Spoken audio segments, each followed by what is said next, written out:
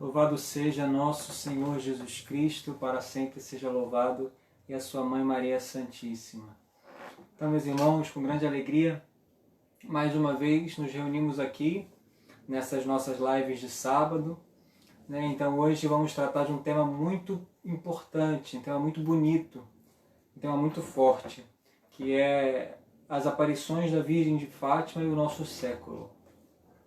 Nós celebramos Nossa Senhora de Fátima nesta última quarta-feira, dia 13 de maio, e ainda hoje podemos lembrar um pouco as suas mensagens, mensagens tão fortes, de aparições tão proféticas, do último século, século XX. Então, vamos hoje falar sobre a mensagem de Fátima. Pode ir mandando mensagem para o pessoal que já é devoto de Nossa Senhora, para a gente refletir um pouco sobre isso. Antes disso, nós vamos fazer uma oração pedindo ao Espírito Santo e à Virgem Maria que estejam conosco, nos conduzindo nessa noite. Em nome do Pai, do Filho e do Espírito Santo. Amém. Vinde, Espírito Santo, enchei os corações dos vossos fiéis e acendei neles o fogo do vosso amor. Enviai o vosso Espírito e tudo será criado e renovareis a face da terra. Oremos. Deus, que instruíste os corações dos vossos fiéis, com a luz do Espírito Santo, fazei que apreciemos retamente todas as coisas, segundo o mesmo Espírito, e que gozemos sempre da sua consolação. Por Cristo, Senhor nosso. Amém. Nós te pedimos, Senhor Jesus, pela intercessão de Maria Santíssima, que o Senhor derrame sobre nós o teu Espírito Santo, nos ilumine, nos capacite para ouvirmos a tua palavra, meditarmos as mensagens santas da Mãe de Deus. Virgem Santíssima, Senhora do Rosário, esteja conosco nessa noite, conduzindo, que essa formação seja eco das tuas palavras aos três pastorinhos. Conduza-nos nesta noite e leva o nosso coração para perto do coração do teu Filho. Ave Maria, cheia de graça, o Senhor é convosco. Bendita sois vós entre as mulheres e bendito é o fruto do vosso ventre, Jesus. Santa Maria, Mãe de Deus, rogai por nós, pecadores, agora e na hora de nossa morte. Amém. Nossa Senhora do Rosário de Fátima, rogai por nós. Santos Francisco e Jacinta, rogai por nós. Em nome do Pai, do Filho e do Espírito Santo. Amém. Então, meus irmãos, agora oficialmente boa noite, aqueles que não estavam antes. Hoje nós vamos tratar sobre as aparições de Fátima e o nosso século. Então, já iniciando esse nosso tema, eu gostaria já de falar para vocês. Eu botei aí no link, aqui no comentário do Facebook, vocês podem ver quem está aí acompanhando. O link que eu botei é o link do PDF desse livro aqui. Desse livro aqui, que se chama, vocês podem ver, As Memórias da Irmã Lúcia. Esse livro aqui, na verdade, é a base de todo o assunto de Nossa Senhora de Fátima. Porque a Irmã Lúcia é uma das videntes, a única que viveu mais tempo. Francisco e Jacinta morreram logo depois das aparições. E a Irmã Lúcia foi aquela predita logo por Nossa Senhora, que seria aquela que ia ficar na Terra para divulgar a mensagem de Fátima. Então ela escreveu essas memórias ao bispo, e aí viraram um livro, e graças a Deus que virou livro. Então eu estou botando para vocês aí o PDF, para que vocês possam aproveitar. Espero que essa formação possa fomentar em vocês o desejo maior ainda de ler esse livro. Aproveitar esse tempo aí que a gente está em casa e ler o PDF, ler as Memórias da Irmã Lúcia, que é um livro realmente maravilhoso. Com certeza todos vão gostar muito. Então fica aí a dica para vocês, tá bom? Lembrando também que quem não gosta de ler, quem tem dificuldade, tem no YouTube também o audiobook do Memórias da Irmã Lúcia, está no YouTube também. Então não tem escapatória, não tem desculpa para a gente não aproveitar esse tesouro que a igreja nos deu, também é esse livro. Então, meus irmãos, vamos lá. Como vocês sabem, nós celebramos Nossa Senhora de Fátima, dia 13 de maio, e no dia 13 de maio deu início às aparições de Nossa Senhora no ano de 1917. As aparições da Virgem Maria em Portugal, 1917, num lugar chamado Cova da Iria, numa cidade chamada Fátima, e perto de Aljustrel, onde moravam os pastorinhos, Jacinta, Francisco e Lúcia. Em 1917, quando Nossa Senhora apareceu para eles, Lúcia era mais velha, tinha 10 anos. Francisco tinha 8 e a Jacinta tinha 7. Então Jacinta e Francisco eram irmãos e Lúcia era prima deles, né? E, bom, é isso. As aparições de Fátima nós temos muito para falar, muito mesmo. Já deixo claro para vocês que a gente não vai nem de longe abarcar tudo, a gente não vai nem de longe esgotar esse tema, porque é um tema que é pano para manga, né? Tem muita coisa mesmo para a gente poder tratar e muita coisa para a gente poder meditar, levar para oração. Por isso eu recomendo vivamente que vocês possam ler as memórias da irmã Lúcia. Então, em 1917, Nossa Senhora aparece para eles, mas para quem não sabe, também no ano anterior, em 1916, as aparições de Fátima foram precedidas por uma aparição do anjo de Portugal, né? O anjo guardião de Portugal, né?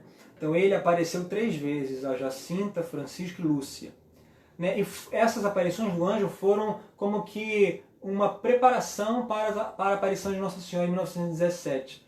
O anjo de Portugal, ele apareceu às crianças e falou, né, foi uma preparação. Então falou sobre penitência, sobre oração e, sobretudo, sobre a Eucaristia, o amor à Eucaristia, né?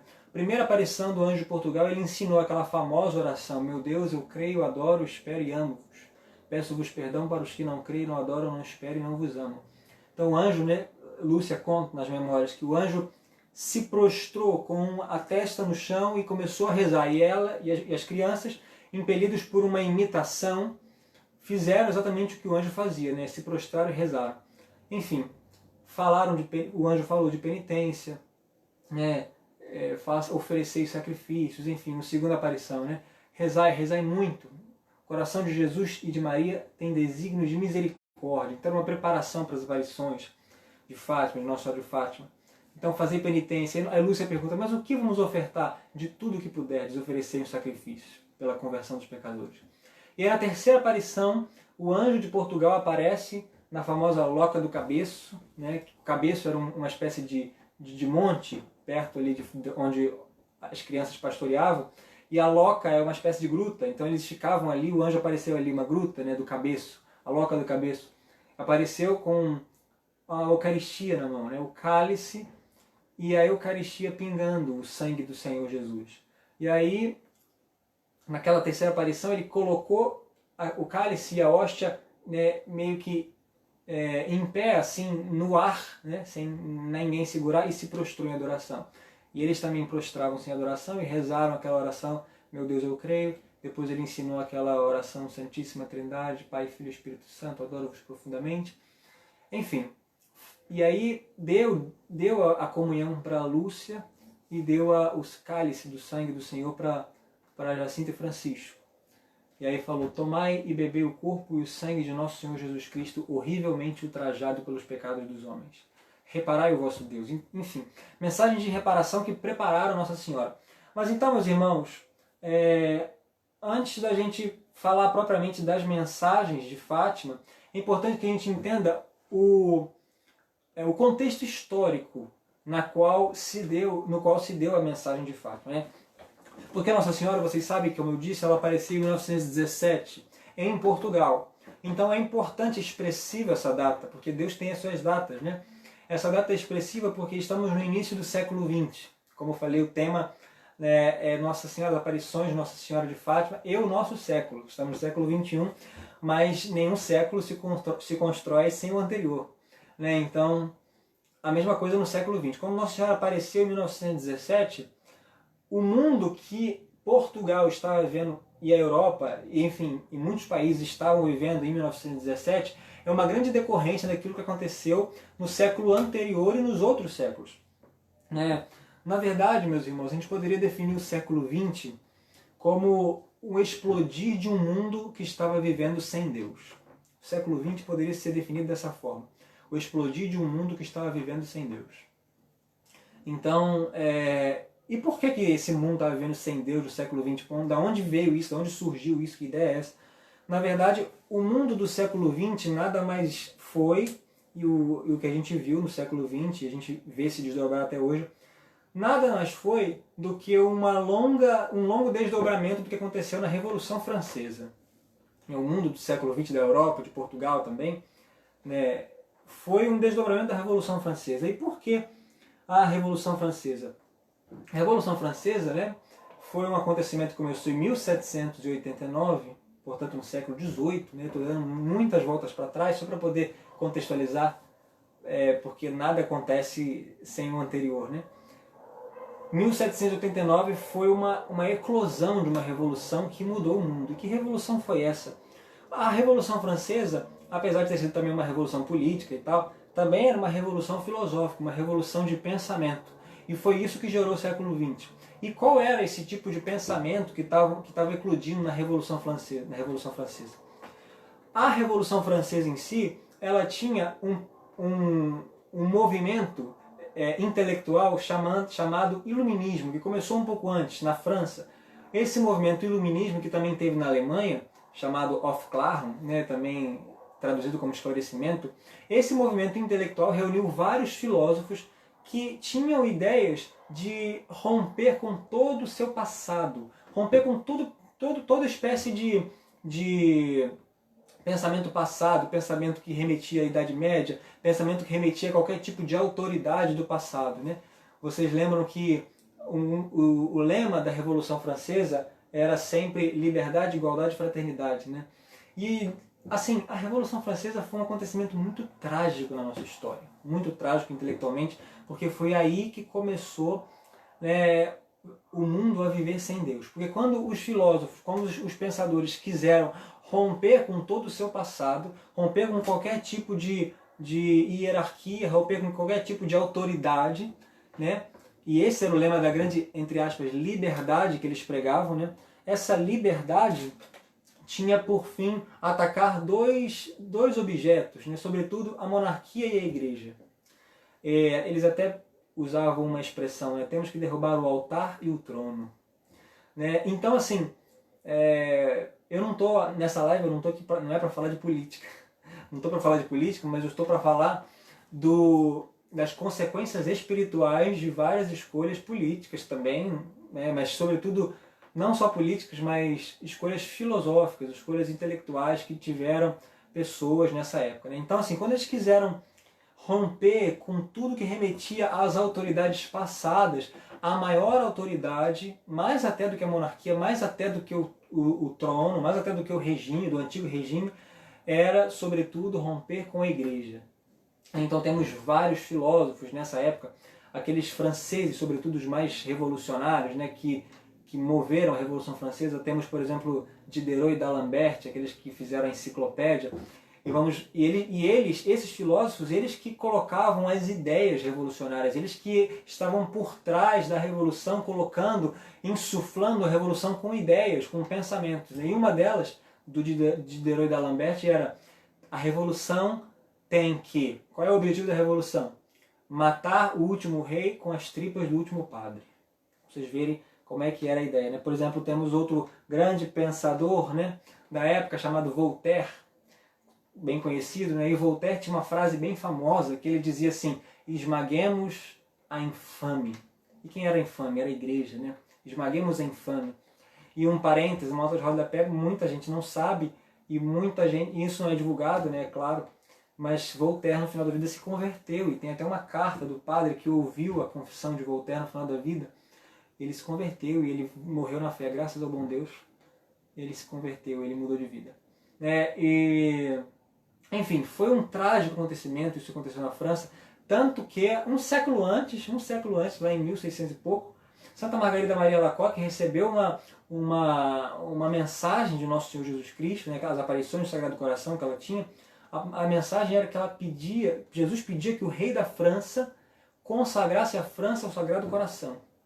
Né? Enfim, a coisa não aconteceu, 100 anos depois a Revolução eclodiu e o rei foi lembrar disso quando estava preso, e aí consagrou. Pelo menos consagrou. Mas enfim, e aí, meus irmãos, essas ideias por trás, né, da Revolução Francesa, essas ideias iluministas, foram cativando as pessoas, foram cativando a Europa inteira, né? Quando a Revolução Francesa explodiu, né, no seu âmbito político, mas explodiu também no seu âmbito filosófico, então muitas pessoas ficaram encantadas com aquelas ideias de liberdade, com aquelas ideias de rompimento. Era um crescimento, sobretudo na juventude, né, de romper com o passado, de romper com as ideias, de ser livre, de poder pensar livremente, de poder esquecer alguém para mandar, né? Então era uma ideia muito forte de liberdade, né, que nós sabemos que é uma falsa liberdade, infelizmente. E aí se criou um pensamento muito anti-eclesial, muito anticlerical, anticristão, porque se tinha que acabar com todas as ideias de autoridade que vinham na Idade Média, a maior delas era com certeza a igreja. Porque a igreja era que governava, entre aspas, né, a sociedade, a igreja que estava no centro, o poder divino, enfim. Então eles começaram a perseguir a igreja, né, e uma grande perseguidora da igreja que se iniciou no século XVIII foi a maçonaria. A maçonaria que sempre foi condenada pela igreja, a maçonaria já foi condenada pela igreja desde antes da Revolução Francesa. Em 1738 foi a primeira encíclica de um papa condenando a maçonaria, Papa Clemente XII. Papa Clemente XII, que condenou a maçonaria numa encíclica primeira. Então, assim, a maçonaria sempre foi perseguida, sempre foi que perseguiu a igreja, né? Então, assim, mas por que a maçonaria perseguiu a igreja? Justamente porque ela era um conjunto de pessoas revolucionárias que queriam derrubar a igreja. Para vocês não acharem que eu estou falando coisa da minha cabeça, eu estou com um livrinho de Dom Estevão Bittencourt aqui, eu posso até citar para vocês, brevemente, um livrinho de Dom Estevão Bittencourt sobre a maçonaria também, né? Porque não sou maçom. E aqui ele cita a palavra de um grão-mestre da maçonaria no século XIX. E ele dizia assim: o Grande Oriente, que era uma loja maçônica, o Grande Oriente apela para o espírito de humanidade, a fim de que todos os irmãos possam unir as suas forças para dispersar as pedras do Vaticano. Com essas pedras dispersadas, possa ser construído o templo da nação, chegada à maioridade. Enfim, então, meus irmãos, lá no século XVIII, no século XVIII que começou a Revolução Francesa e a maçonaria governando, entre aspas, toda essa revolução também, essas ideias anticlericais estavam por trás, isso passou para o século XIX com uma força muito grande. Então a maçonaria, que começou na Inglaterra, ela na França tomou essa frente anticlerical muito forte. Na França, que se espalhou para Portugal, e aí a coisa se espalhou na Itália também muito fortemente, e no século XIX essa pressão contra a igreja cresceu de forma muito, muito, muito, muito grande.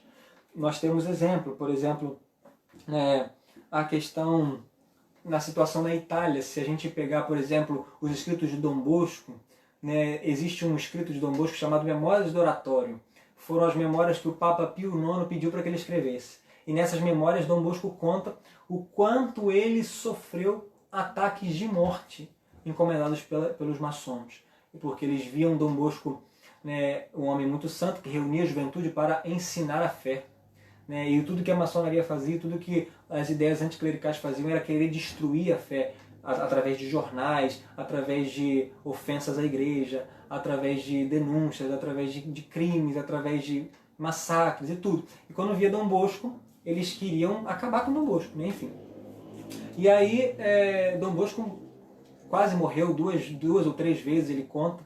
Enfim, o Papa Pio IX nessa época também condenou, e o Papa Pio IX combateu bastante. Enfim, a coisa se alastrou. E o Papa Pio IX, inclusive, foi o Papa que convocou o Concílio Vaticano I.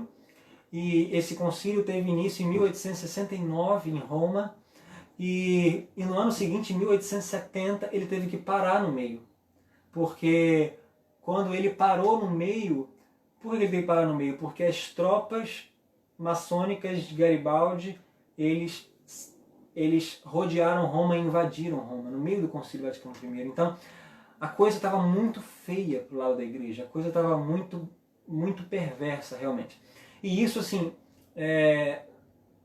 para vocês verem que não é uma coisa só humana, não é só uma coisa só natural, mas, sobretudo, é uma coisa sobrenatural e espiritual, e é sobre esse tema que eu quero falar. Como eu disse, não estou aqui para falar sobre política, não estou aqui para falar sobre nada disso, mas para falar sobre as consequências espirituais. Quando Pio IX morreu, esse Papa do Concílio Vaticano I, que é beato, né? Beato Pio IX, esse Papa que foi amigo de Dom Bosco, enfim, quando ele morreu, em 1878, entrou no lugar dele o sucessor Leão XIII, Papa Leão XIII, que, se eu não me engano, agora posso estar enganado, mas no ano de 1886 ele teve uma experiência mística. E essa experiência mística marcou o pontificado de Leão XIII. Porque acontece? Com essas perseguições que a igreja estava sofrendo, o Papa Pio IX, antes, ele tinha mandado escrever várias orações para que os padres rezassem no fim das missas, para pedir à igreja que se fortalecesse, para que Deus fortalecesse a igreja. Papa Leão XIII continuou com essas orações e quando foi em 1886 ele teve uma visão mística. Brevemente eu conto. O que aconteceu? Ele tinha um costume muito piedoso de celebrar a Santa Missa e quando terminar a Santa Missa, ele cardeal, em ação de graças.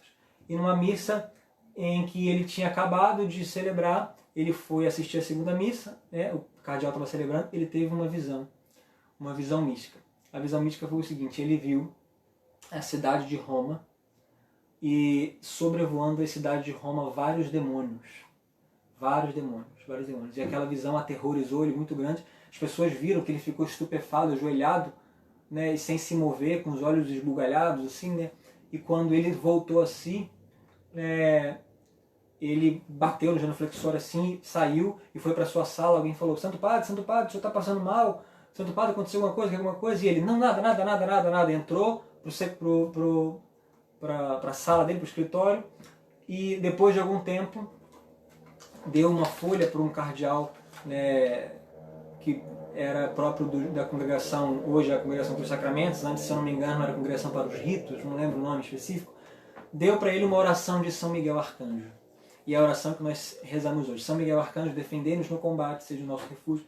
Aquela oração famosa. Foi Leão XIII que compôs essa oração depois de ter visto essa visão de Roma. Alguns relatos falam de uns diálogos que Satanás se aproximava do trono de Deus e pedia para tentar a igreja, enfim. Mas o fato é que ele teve a visão dos demônios rodeando Roma. Vocês verem a situação sobrenatural que ele vivia. Então, assim, Leão XIII compôs essa oração e alguns anos depois ele mandou os padres rezarem todos o final da missa, pedindo para a igreja.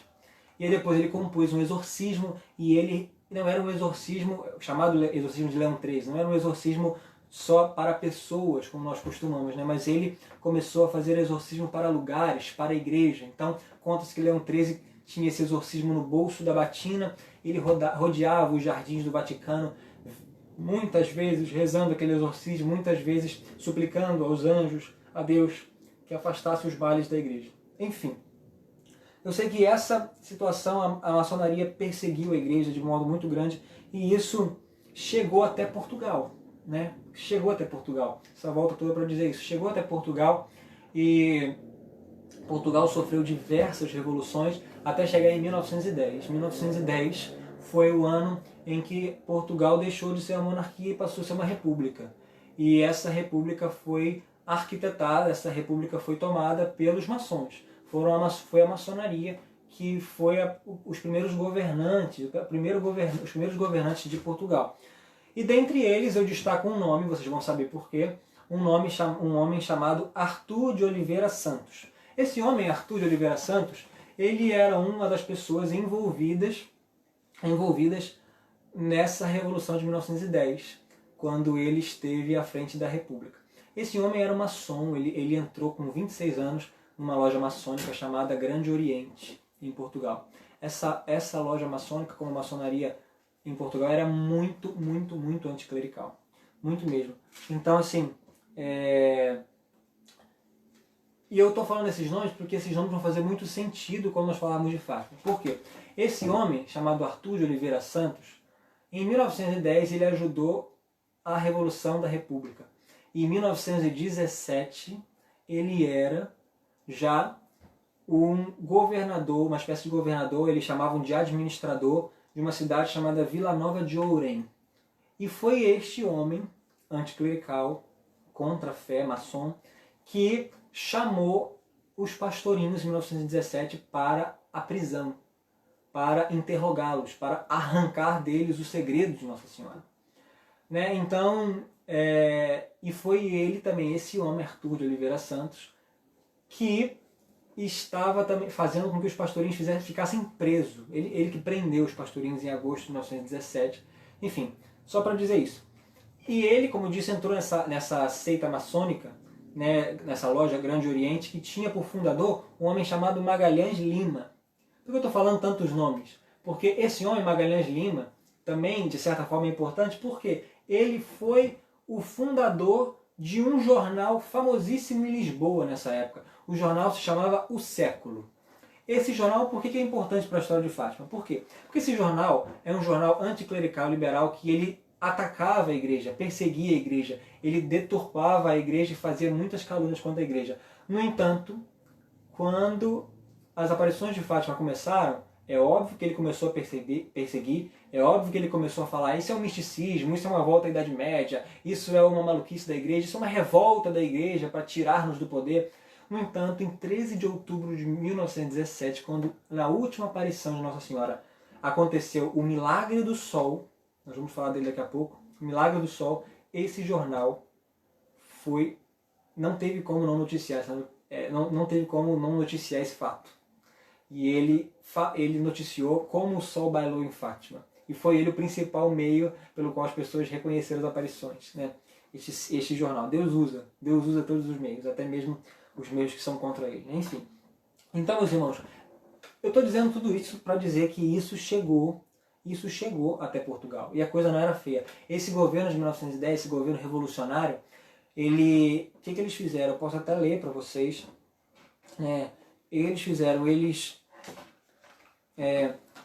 Eles perseguiam os cristãos, eles perseguiam os padres, né? Eles exilaram muitos sacerdotes, eles fecharam alguns seminários, eles não permitiam que os padres usassem batina, não permitiam que os religiosos usassem os hábitos. Por exemplo, o bispo de Leiria, Fátima, o primeiro bispo que veio depois das aparições, quando ele era padre, se eu não me engano, em Coimbra, em Lisboa, não lembro direito, mas enfim, ele era padre, ele foi torturado por esses homens. Ele foi torturado fisicamente, ele ficou de dia e de noite com os pés na água fria, de modo que ele ficou até paralisado depois disso, com os pés paralisados, e ele andava mancando depois disso, quando se tornou bispo, por conta dessas perseguições.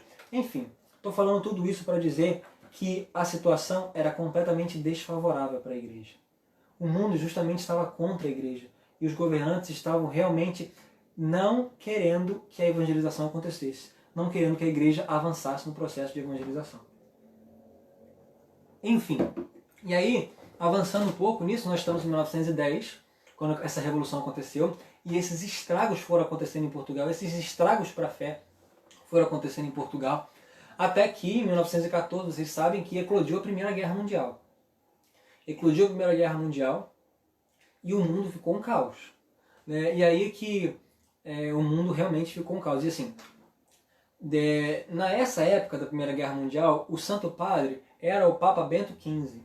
E o Papa Bento XV, um homem muito sábio, muito santo, ele começou a tentar intervir, falar com os governantes, mandava carta, tentava falar de modo diplomático, não conseguia, ninguém dava bola para o Santo Padre.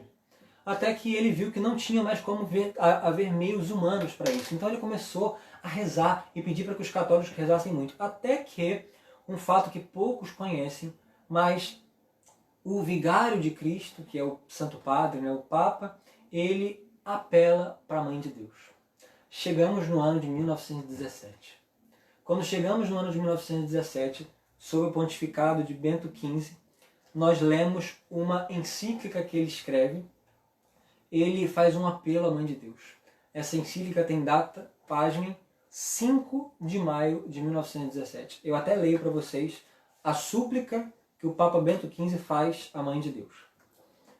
Com a mais acentrada confiança, desejamos depor nas mãos da Santíssima Virgem a súplica dos seus filhos aflitos. Nesta hora angustiosa, recorramos todos à excelsa Mãe de Deus, que nos há de salvar. Maria, que é a Mãe de Misericórdia e Todo-Poderosa, pela graça, elevem-se, pois, ardentes e amorosas súplicas de todos os cantos da terra, dos templos magníficos e das mais humildes capelinhas, dos palácios reais, das mansões dos ricos e das mais pobres choupanas, dos campos e dos mares encharcados de sangue, e de toda parte onde haja uma alma fiel. Cheguem até ela os gritos de angústia das mães e das viúvas desoladas, os lamentos dos pequeninos, os suspiros de todos os corações generosos. Possa sua solicitude tão terna e benigna obter a paz para o nosso mundo atormentado. Vejam, meus irmãos, o vigário de Cristo, aquele sobre o qual está toda a autoridade dada por Deus nesta terra, suplica à Mãe de Deus a paz para os nossos tempos. Para os nossos tempos, no caso, para os tempos de 1917. Né? Suplica à Mãe de Deus, implora. Dia 5 de maio de 1917. Quem poderia imaginar que 8 dias depois a Mãe de Deus resolve atender os pedidos do vigário do seu filho? Então, 8 dias depois, 13 de maio de 1917, Santo Padre, no dia 5 de maio, havia pedido que todas as pessoas rezassem, suplicassem à Mãe de Deus para que desse paz ao mundo. Naquele tempo não tinha internet, não tinha meios tão rápidos assim, então quase ninguém praticamente teve acesso a essa encíclica, a esse pedido do Papa. A Mãe de Deus, a Mãe Santíssima de Cristo, teve a mais pronta ação. A Santíssima Trindade quis enviar Nossa Senhora para o mundo. E que bom que Deus quis assim. E aí chegamos, graças ao bom Deus, chegamos no dia 13 de maio de 1917. No dia 13 de maio de 1917, então os pastorinhos, como vocês sabem, estavam indo pastorear na Cova da Iria, e aí de repente veio um relâmpago. Acham que vão chover e falam: Lúcia, vamos embora, acho que temos que ir embora. De repente veio uma senhora mais branca do que o sol. E aí Nossa Senhora aparece a eles e diz: não tenham medo, eu não vos faço mal. E aí Lúcia pergunta, de onde é a vossa missê? De onde a senhora é? E aí Nossa Senhora diz: eu sou do céu. E aí Lúcia pergunta: e nós também vamos para o céu? Sim. Eu também vou para o céu? Sim. A Jacinta também vai para o céu? Sim. O Francisco também vai para o céu? Sim, mas tem que rezar muitos terços. E, enfim. E aí, meus irmãos, a primeira palavra de Nossa Senhora é: não tenham medo, eu não vos faço mal, eu sou do céu. Essa é a primeira palavra da Virgem Maria. E é bonito pensar que o Papa recorreu a Nossa Senhora e Nossa Senhora atendeu. A primeira coisa que nós devemos meditar é que nós passamos por momentos muito difíceis.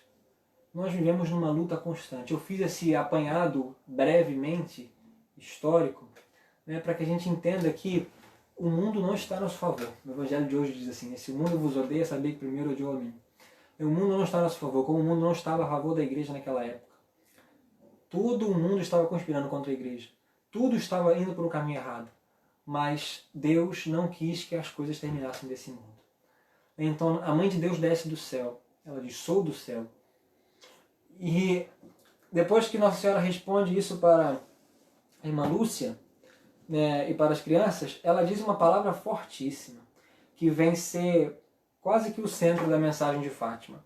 Ela diz assim, para as crianças: quereis oferecer-vos a Deus para suportar todos os sofrimentos que Ele quiser enviar-vos em reparação pelos pecados com que Ele é ofendido e de súplica pela conversão dos pecadores? Lúcia responde: sim, queremos. Nossa Senhora olha para ela e diz assim: ides, pois, ter muito que sofrer, mas a graça de Deus será o vosso consolo, o vosso conforto. Então, meus irmãos, a primeira mensagem que Nossa Senhora quer trazer, a primeira coisa é uma pergunta, é um convite àquelas crianças. Lembrando que eram crianças mesmo, 10, 8, 7 anos, e aí Nossa Senhora escolhe aquelas crianças puras. E aí Nossa Senhora diz: quereis oferecer-vos a Deus? Ou seja, quereis livremente oferecer-vos a Deus para suportar todos os sofrimentos que Ele quiser enviar? Em ato de reparação pelos pecados com que é ofendido e de súplica pela conversão dos pecadores? Então, meus irmãos, o que é isso que Nossa Senhora está querendo falar? Primeira coisa que a gente deve meditar aqui.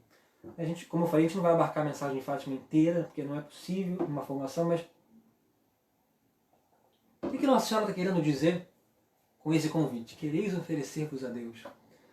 Primeiro que ela está querendo dizer que ela é a mãe de misericórdia. Ela é a mãe que quer levar os seus filhos para o céu, ela quer levar o mundo para o céu. Nossa Senhora não ilude os pastorinhos, nós vamos ver ao longo do caminho que ela fala de sofrimento, fala de penitência, fala do inferno, fala do demônio, fala de catástrofes, catástrofes futuras, graves, mortes, aniquilação de vários países. Mas ela faz isso por um motivo só.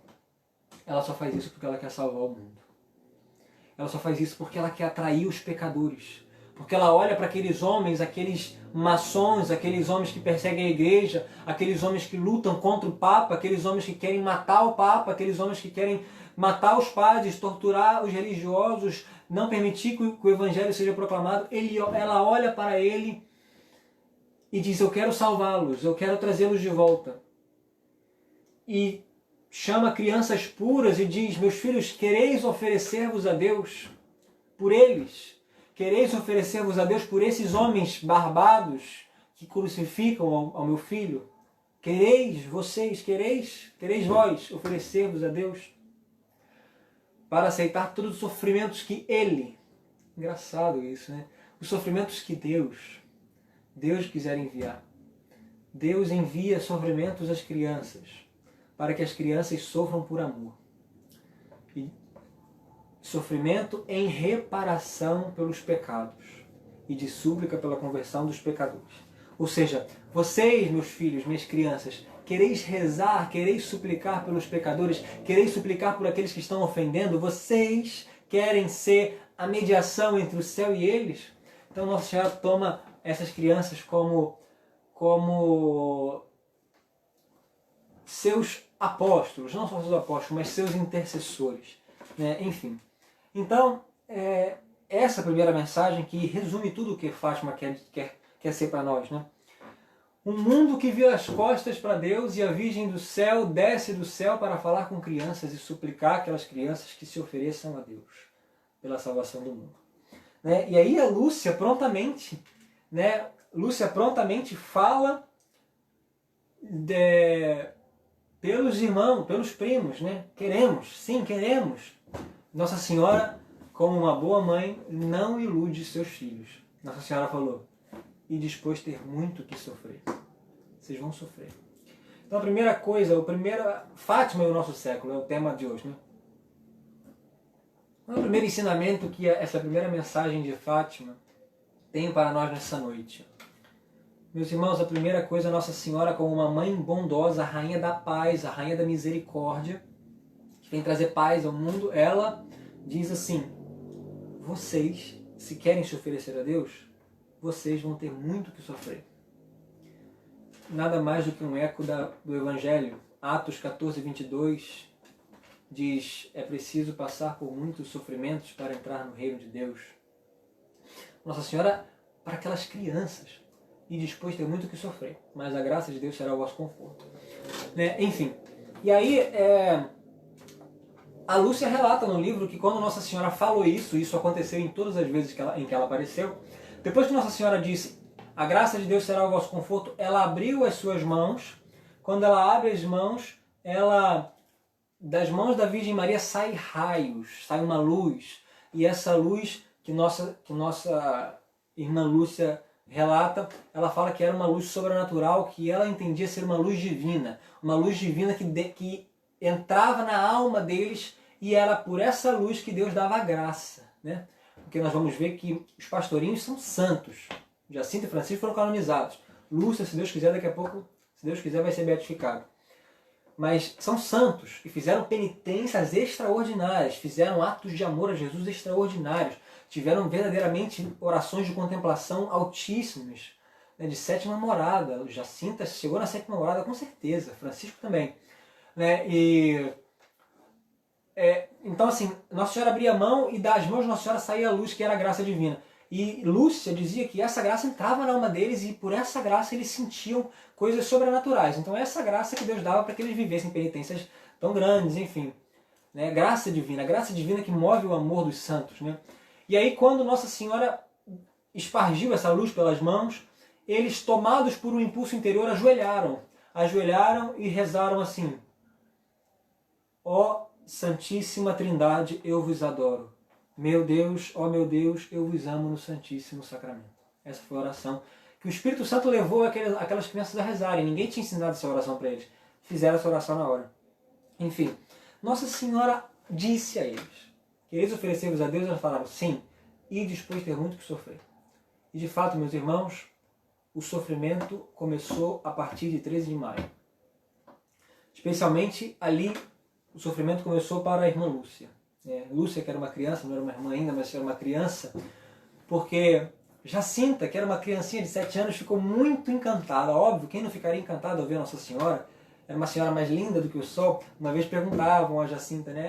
A mãe de Jacinta, é como a santinha da nossa igreja? Não, é muito mais bonita. É como Nossa Senhora do Rosário da nossa igreja? Não, é muito mais bonita. Perguntaram isso ao Padre Pio também. Nossa Senhora é bela como o sol, Padre Pio? Não, se fosse assim eu não queria ir para o céu. Nossa Senhora é muito mais bela do que isso. Enfim, Jacinta, aquela criança que estava encantadíssima com a visão que acabara de ter, Lúcia falou: Jacinta, não conte a ninguém, nem aos seus pais. Mas não adiantou nada. Jacinta chegou em casa, contou tudo para a mãe.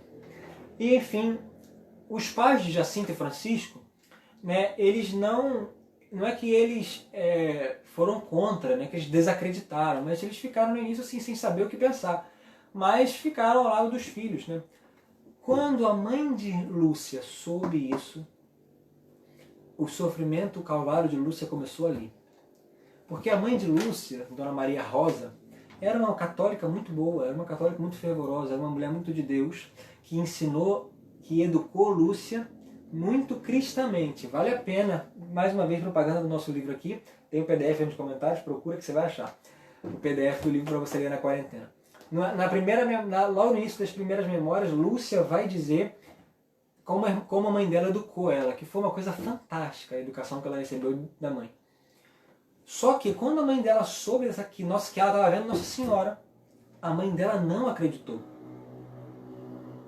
Achou que aquilo era mentira.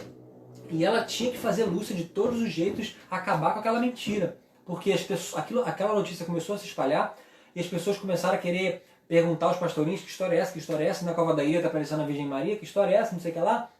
Vamos todo mundo para casa dos pastorinhos. E a mãe de Lúcia, que não tinha criado Lúcia para mentir, que tinha criado aquela criança para ser uma criança virtuosa, modesta, verdadeira, quando viu aquilo, falou: não, minha filha não viu Nossa Senhora, vê lá que Nossa Senhora vai aparecer para minha filha, para essa criança, não é possível. E aí a mãe dela falou assim: Lúcia, você vai confessar essa mentira, porque isso não é verdade. E a mãe de Lúcia ficou muito brava, muito brava.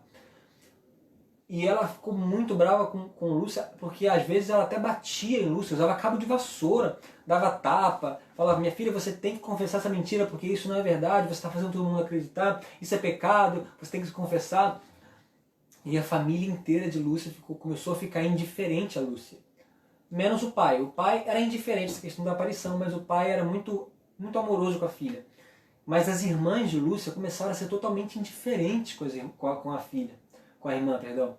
E a mãe de Lúcia estava sendo super hostil, né? E a coisa estava crescendo, assim, à medida que as aparições iam se dando, né? Iam se decorrendo, mais pessoas iam para a Cova da Iria cresceu, encheu rápido através das aparições, né? Só que a Cova da Iria era um terreno que pertencia à família de Lúcia. E naquele terreno a família de Lúcia também plantava algumas coisas. Então, com a multidão indo até a Cova da Iria, pisando naquele mato o tempo inteiro, acabava com as plantações. Então era menos um motivo de renda, menos um motivo também de se alimentar, menos um meio para se alimentar. É que as pessoas destruíram aquela plantação. E aí, nesse negócio aí de destruir a plantação, a mãe de Lúcia falou assim: agora, minha filha, você devia pedir para essa senhora aí te dar o alimento, já que você não tem mais comida para comer, porque as pessoas estão destruindo a nossa plantação.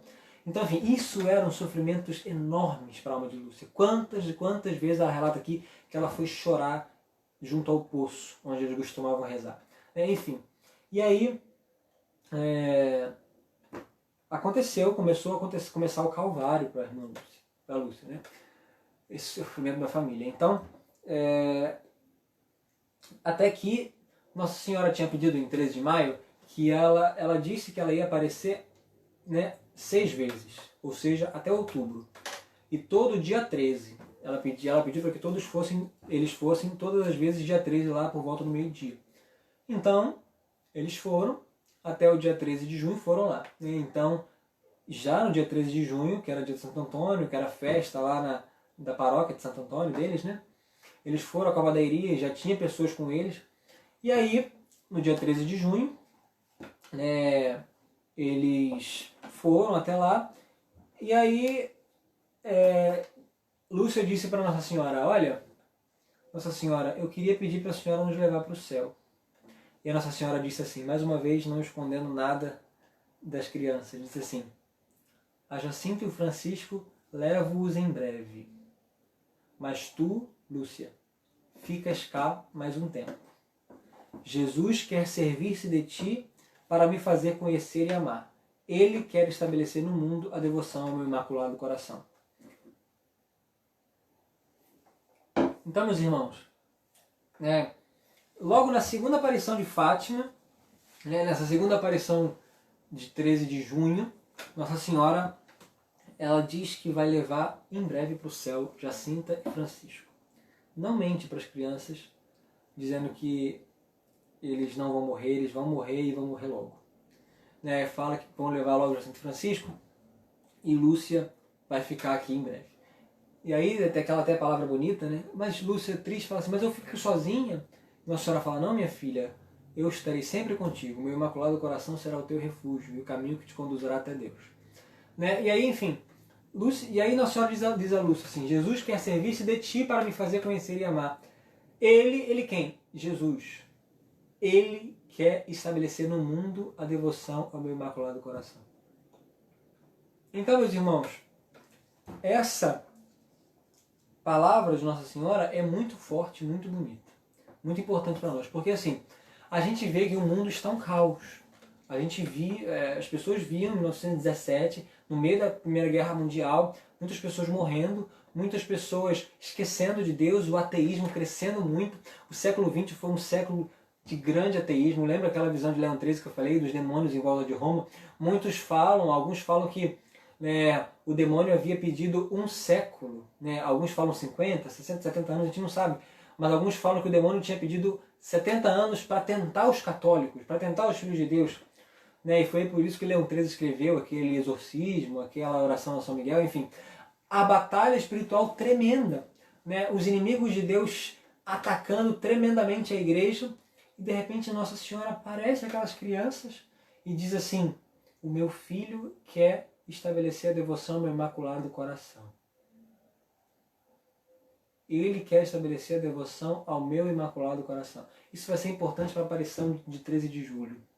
Mas que bonito saber que ela, a Virgem Maria, vem trazer uma mensagem de Deus, que é a mensagem de Jesus. E qual é a mensagem de Jesus? A mensagem que Jesus, o próprio Deus, quer estabelecer no mundo. Ele não quer estabelecer aqui em Fátima, quer estabelecer em Portugal, quer estabelecer na Itália, quer estabelecer no mundo a devoção ao meu Imaculado Coração. Bom, enfim, isso é importante. Isso é importante porque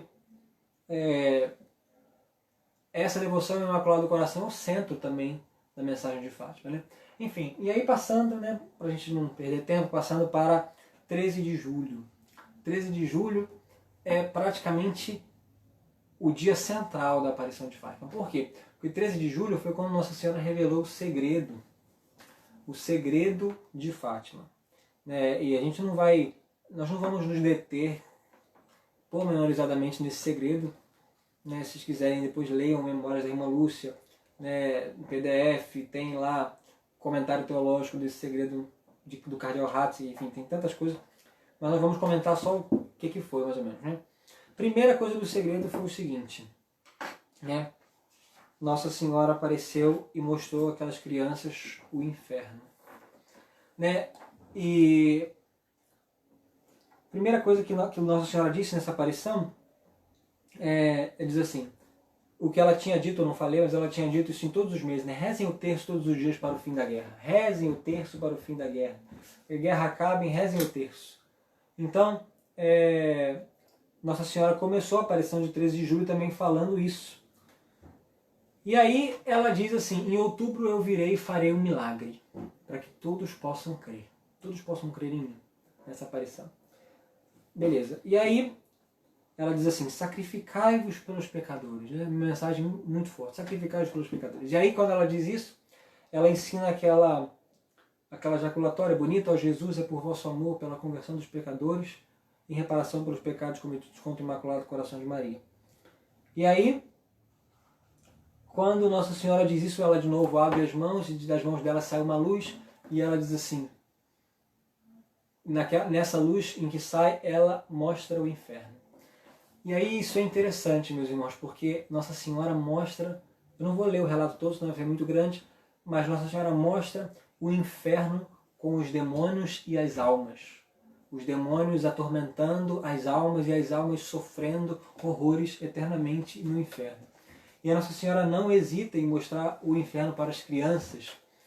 E as crianças ficam apavoradas. A Lúcia fala assim: se não fosse Nossa Senhora, nós teríamos morrido de pavor, morrido de temor, de terror.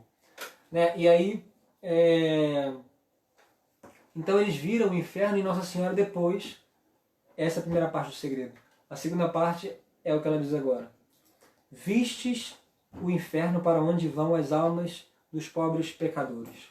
Vamos dar uma pausa aqui, porque não é só para a gente ler de modo avulso, mas é para a gente ler e meditar os pontos mais importantes. Ela diz assim: vistes o inferno para onde vão as almas dos pobres pecadores. Ela não disse: vistes o inferno para onde podem ir, para onde talvez... Não, Nossa Senhora é certeira. Gente, crianças, vocês viram o inferno e é para lá que vão os pecadores.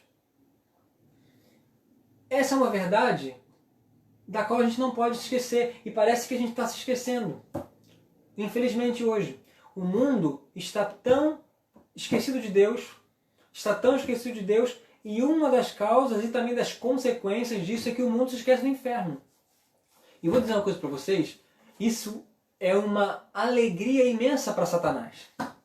Isso é uma alegria imensa para o demônio, porque se nós não lembramos que há inferno, se nós não lembramos que há castigo, se nós não lembramos que há pena eterna, vale tudo. Vale tudo, a gente pode fazer tudo, porque se não há castigo, não há para que seguir regras, não há para que seguir mandamentos, não há para que ser santo, não há para que amar a Deus. Meus irmãos, é tudo que o mundo prega. O que o mundo prega é que a felicidade está aqui. A felicidade está aqui nesse mundo, nós vamos ser felizes aqui, né? E o inferno também é aqui. O inferno não é aqui. O inferno não é aqui.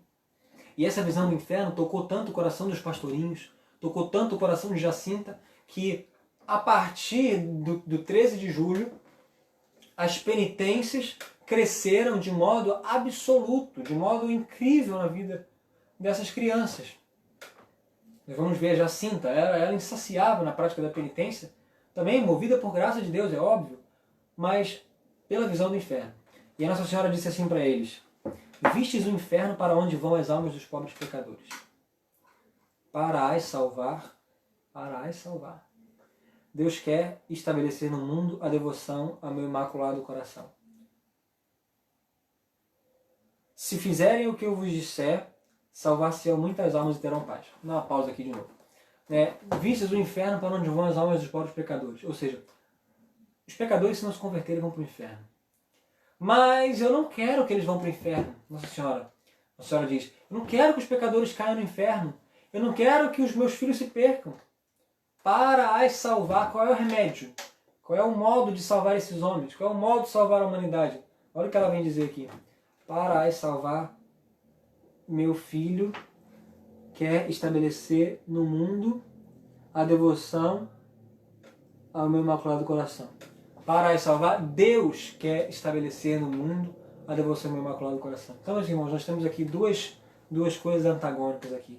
O inferno, a perdição, a danação e o Imaculado Coração de Maria. Jesus disse, entrai pela porta estreita, porque largo e espaçoso é o caminho da perdição, e muitos são os que o encontram. Mateus 7,13, né? Entrai pela porta estreita. Então, como ele diz também em Lucas capítulo 13, ele diz: se vós não vos converterdes, perecereis todos do mesmo modo. Então Jesus está dizendo, se vocês não se converterem, vocês vão se perder. Se nós não nos convertermos, se nós não voltarmos para Deus, como a gente falou na live de Santa Teresa, né? Santa Teresa conversava com seu irmão mais novo, dizendo: Rodrigo, tem vida para sempre, mas também tem morte para sempre. E é isso que a gente não pode esquecer. A gente não pode esquecer. E o que leva para o inferno, Breno? O que leva para o inferno? O que leva para o inferno é o pecado. O catecismo da igreja diz claramente. A alma que... Isso, gente, para ficar muito claro, eu vou dizer o que a igreja diz. A alma que morre em estado de pecado grave e não se arrepende, vai ao inferno. Diz o catecismo da igreja, não é palavra minha. Leiam o catecismo e vocês vão ver com clareza de palavras. Quem morre em estado de pecado mortal e não se arrepende, vai ao inferno. E nós estamos esquecendo disso, porque o pecado para nós se tornou uma coisa que... O pecado para nós se tornou uma coisa que não tem perigo. Mas tem perigo eterno. Tem um perigo eterno, porque é o pecado que nos condena. É o pecado que nos condena. E o mal do nosso século, meus irmãos, estamos falando do nosso século, né? O mal do nosso século, que vem do século passado, é que nós não temos mais a noção do que é o pecado. Porque também nós não temos a noção de quem é Deus. Quando o anjo apareceu em 1916 para Francisco, Jacinta e Lúcia, o anjo disse assim: o Altíssimo tem sobre vós desígnios de misericórdia. E aí o Francisco, ainda meio abobado com aquilo, porque o Francisco ele só via, tanto o anjo quanto Nossa Senhora, ele só via, ele não ouvia Nossa Senhora falar, nem o anjo falar. Só quem ouvia era Lúcia e Jacinta. Francisco não ouvia, só via. Então quando a Lúcia contava para ele o que o anjo falava, ele falava assim: mas quem é o Altíssimo? Né? E coitada, a criança sabia muito bem que era Deus. Sabia quem era Deus, ele só não estava acostumado com aquela linguagem, o Altíssimo. Mas hoje nós não estamos mais acostumados a saber quem é o Altíssimo. Mas hoje nós não estamos mais acostumados a saber quem é Deus. E é exatamente o mundo que decorreu lá da Revolução Francesa, que passou do século XVIII, XIX, XX e agora está no XXI, que quer banir Deus da sociedade, que quer banir Deus das escolas, que quer banir Deus da família, que quer banir Deus da sua vida. Porque se você não sabe quem é Deus, você não ama Deus, você não ama Deus, você comete pecado, você não sabe o que é um pecado, você acaba indo para o inferno. E é exatamente essa a trágica situação espiritual, a trágica consequência sobrenatural que decorreu desde lá da Revolução Francesa. É óbvio que o problema não é a Revolução Francesa, o problema não são os homens, o problema é o pecado, o problema é Satanás, que seduziu Eva desde o início. Eva pecou e o mundo agora está na situação dramática do pecado, mas Jesus nos salvou. Jesus nos salvou. Nós temos uma salvação. E o céu desceu a nós em 1917, de modo especialíssimo. A Virgem Maria veio do céu para nos dizer que há salvação. Para nos dizer que há céu. Mas para nos dizer também que há inferno. Entendo que essa, meus irmãos, eu já estou avançando aqui. Eu ia falar isso depois, mas deixa. Essa é a maior notícia trágica de todo mundo. A maior notícia trágica que você pode ter na sua vida é que você não vai ver a Deus. É que você vai morrer e vai passar a sua eternidade sem ver a felicidade plena que é Deus. A fonte de toda beleza, a fonte de toda santidade, a fonte de toda alegria, a fonte de todo deleite é Deus. É Deus. Toda alegria que a gente pode ter nessa terra é nada. É nada. É um fiapo, é uma luz, não é nada, gente, não é nada. É justamente isso que Nossa Senhora está dizendo. Tem muita gente que quando lê a mensagem de Fátima, já estou avançando aqui, mas não tem problema. Tem muita gente que quando lê a mensagem de Fátima fica impressionada. Lê 13 de outubro, lê 13 de julho. Aqui Nossa Senhora está falando do inferno, que é a primeira parte. Depois a segunda parte é quando ela vai falar da Segunda Guerra Mundial. Depois ela fala assim: se as pessoas não se converterem, vai vir a Segunda Guerra Mundial. Ela fala isso, né? A gente vai ler depois. Vai vir a Segunda Guerra Mundial e depois a Rússia vai espalhar os seus erros pelo mundo, o que aconteceu mesmo. E aí várias nações serão aniquiladas, o Santo Padre terá muito que sofrer. Foi isso que Nossa Senhora falou, 13 de julho. Já leio para vocês. Mas enfim, tem gente que fica abismado com isso, achando que o mundo vai acabar, vai ser um terror, vai ser uma coisa absurda. Pode ser que seja, mas deixa eu dizer uma coisa para vocês. Muito mais absurdo do que uma guerra nuclear, muito mais absurdo do que várias nações serem aniquiladas, muito mais absurdo do que torturas humanas é você ir para o inferno. Muito, muito, muito, muito mais absurdo. Muito mais absurdo. Eu não estou dizendo que não é um absurdo uma tortura humana, pelo amor de Deus, não é isso. Não é isso. É um absurdo. Deus não quer guerras. Deus não quer torturas. Deus não quer perseguições. Deus não quer isso. Deus não quer maldade no mundo. Deus não quer.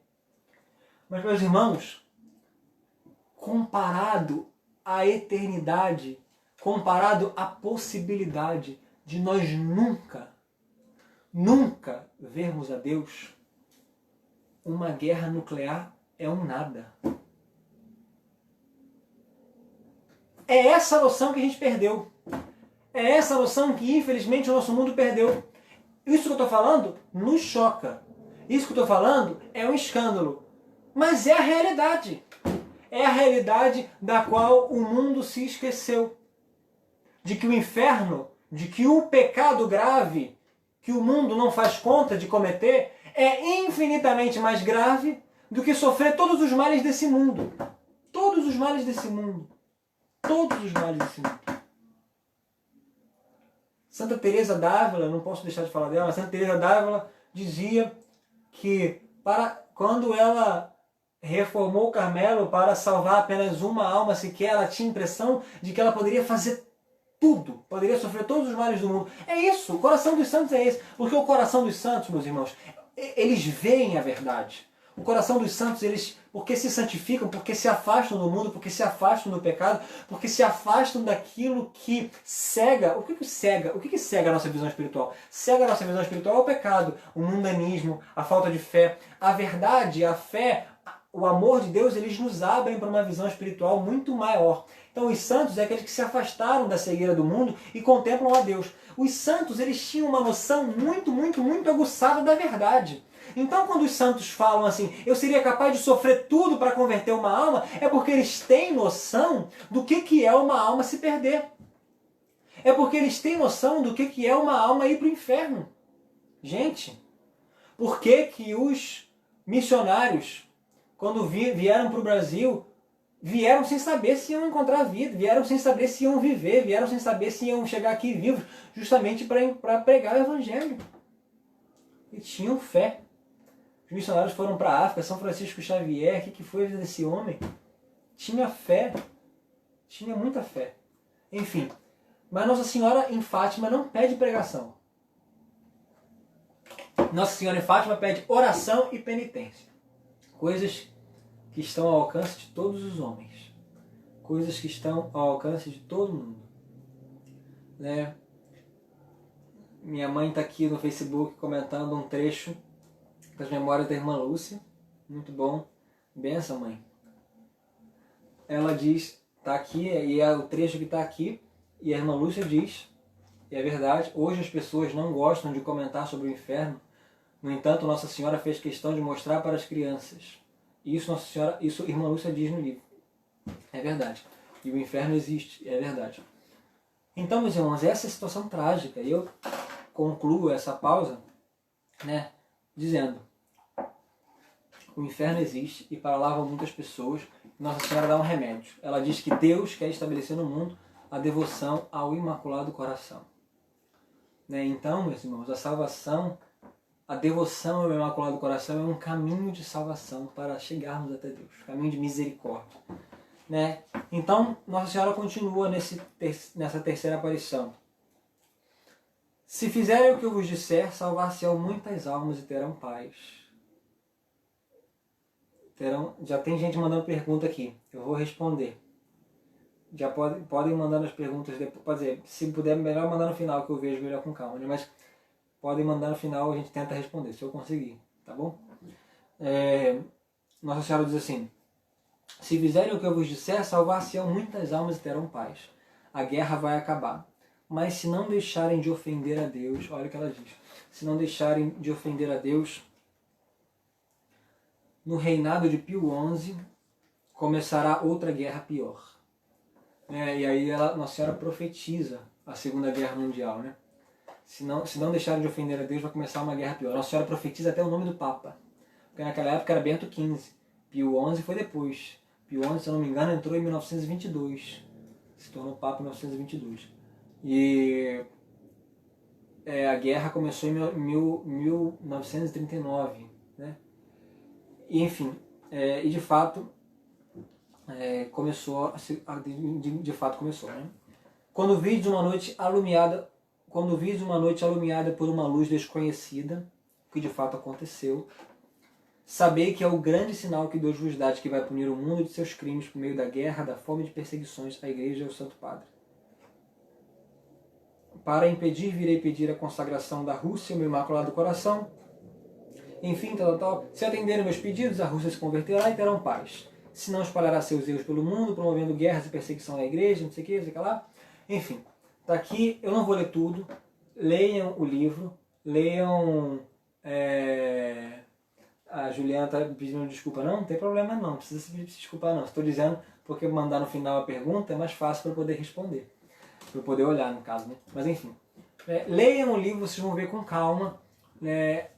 Leiam o livro, podem ler com calma as aparições, tudo, não dá para ler tudo agora. Mas enfim, Nossa Senhora falou, né, da Segunda Guerra, se as pessoas não se converterem, teriam uma Segunda Guerra. E a Rússia precisa ser consagrada ao Imaculado Coração, senão ela vai espalhar os erros pelo mundo, enfim. Gente, o fato é o seguinte, vamos logo para o que interessa. O fato é o seguinte, né, que eu já me antecipei, mas essa visão do inferno, ela foi o centro dessas aparições, porque mudou completamente. Depois, né, no escrito aqui sobre a Jacinta, não sei se eu vou achar aqui agora, eu acho que não, mas quando... tá aqui na página 122, achei aqui.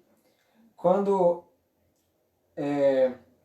a irmã Lúcia relata que essa visão do inferno foi uma coisa assim absurda para Jacinta, porque ela começou a querer fazer penitências grandes, querer fazer muitas penitências grandes mesmo, porque ela viu o sofrimento do inferno, ela viu o sofrimento dos pecadores, queria salvar. E aí a Lúcia até responde, fala assim, mas como é que uma criança de 7 anos, depois de 8, 9, 10 anos, a Jacinta morreu com 10 anos, fazia penitências tão grandes, orações tão fervorosas, penitências absurdas que um adulto normal talvez não conseguiria fazer. Lúcia responde assim, parece-me que foi primeiro por uma graça especial que Deus, por meio do Imaculado Coração de Maria, lhes quis conceder. Claro, primeiro foi uma graça especial que Deus deu a Jacinta, que ninguém é capaz de fazer essas penitências todas senão por uma graça divina. Também por uma graça divina que impele um amor muito grande por Deus. E então, uma graça divina. Segundo, Lúcia diz, qual foi o segundo motivo que ela fazia tanta penitência? O segundo foi olhando para o inferno e desgraça das almas que aí caem. Então, Lúcia está dizendo que o motivo que fez Jacinta fazer tanta penitência foi a visão do inferno. Quais foram essas penitências? Gente, vou ler um pedacinho para vocês verem como é que a Jacinta se impressionava com isso, com o inferno. Lúcia dizia, com frequência Jacinta se sentava no chão ou em alguma pedra pensativa e começava a dizer, o inferno, que pena eu tenho das almas que vão para o inferno. E as pessoas lá vivas a arder como a lenha no fogo. E meio trêmulo ajoelhava de mãos postas a rezar a oração que Nossa Senhora tinha me ensinado. Ó meu Jesus, perdoai-nos e livrai-nos do fogo do inferno. Essa oração que a gente conhece, né? Também foi ensinado dia 13 de julho para eles. Permanecia assim por um grande espaço de tempo, de joelhos, repetindo a mesma oração. De vez em quando chamava por mim ou pelo irmão, como que acordando de um sono. Francisco, Francisco, vocês estão a rezar comigo? É preciso rezar muito para livrar as almas do inferno. Vão para lá tantas. Ele perguntava para Lúcia, por que Nossa Senhora não mostra o inferno aos pecadores? Se eles o vissem, já não pecavam, para não irem para lá. Hás de dizer àquela senhora que mostra o inferno a toda aquela gente. Verás como se convertem. Que pena eu tenho dos pecadores, se eu pudesse mostrar-lhes o inferno. E aí Jacinta dizia para Lúcia, olha, eu vou para o céu, mas tu que ficas cá, se Nossa Senhora te deixar, diz a toda a gente como é o inferno, para que não façam mais pecados e não vão para lá. Outras vezes, depois de estar um pouco de tempo a pensar, dizia: tanta gente a cair no inferno, tanta gente no inferno. Para tranquilizar, lhe dizia: não tenhas medo, tu vais para o céu. Pois vou, dizia com paz. Mas eu queria que toda aquela gente fosse para lá também. Quando ela, por mortificação, não queria comer, dizia-lhe: Jacinta, anda, come. Não, oferece este sacrifício pelos pecadores que comem demais. Quando já na doença, algum dia ia à missa, dizia-lhe: Jacinta, não venhas, tu não podes, hoje não é domingo. Não importa, vou pelos pecadores que nem ao domingo vão. Se calhava de ouvir alguma palavra indecorosa, algum palavrão, alguma coisa indecente, enfim, Jacinta dizia: ó meu Deus, esta gente não saberá que por dizer estas coisas pode ir para o inferno? Perdoa-lhes, meu Jesus, e converte-os. De certo não sabe que com isto ofendem a Deus. Que pena, meu Jesus, eu rezo por eles. Gente, e aí, essa era a impressão que ficou na alma da Jacinta, uma impressão muito forte. E aí eu digo alguns sacrifícios que não só Jacinta, mas Jacinta, Francisco e Lúcia fizeram, né, muito grandes. Né? Por exemplo, os sacrifícios que eles começaram a fazer logo no início das aparições era quando eu pastorear, levavam uma marmita para passar o dia inteiro lá pastoreando, às vezes, a marmita com a comida, e começaram a entregar a comida para uns pobres que vinham no caminho, e passavam um dia inteiro sem comer. E aí a Lúcia até conta, né? Passávamos o dia como que o mais austero cartucho. Não comiam nada. E às vezes, Lúcia conta que no verão também, elas faziam penitências de água, sem beber água. Às vezes 9 dias, às vezes quase um mês sem beber água. Né? Isso é muito forte. No verão era um sol de rachar em Portugal, que ela falava. Às vezes ela pegava água, colocava, jogava no lugarzinho para as ovelhas beberem, e eles não bebiam. Até que um dia, um sol escaldante, a Jacinta já com muita dor de cabeça, sem comer nem beber nada, oferecendo pelos pecadores. E aí os passarinhos começaram a cantar, e você sabe quando tem dor de cabeça, qualquer barulhinho já incomoda. E a Jacinta: meu Deus, fala para esses pássaros pararem de cantar. E aí o Francisco, naquela candura de criança: mas Jacinta, não queres também tu oferecer este sacrifício pelos pecadores? E a Jacinta: quero, pode deixá-los cantar. E é claro que isso era movido por uma graça divina. Mas assim, sacrifícios grandiosos. Por exemplo, a Jacinta era insaciável. A Lúcia usa essa palavra, a Jacinta era insaciável na prática da mortificação.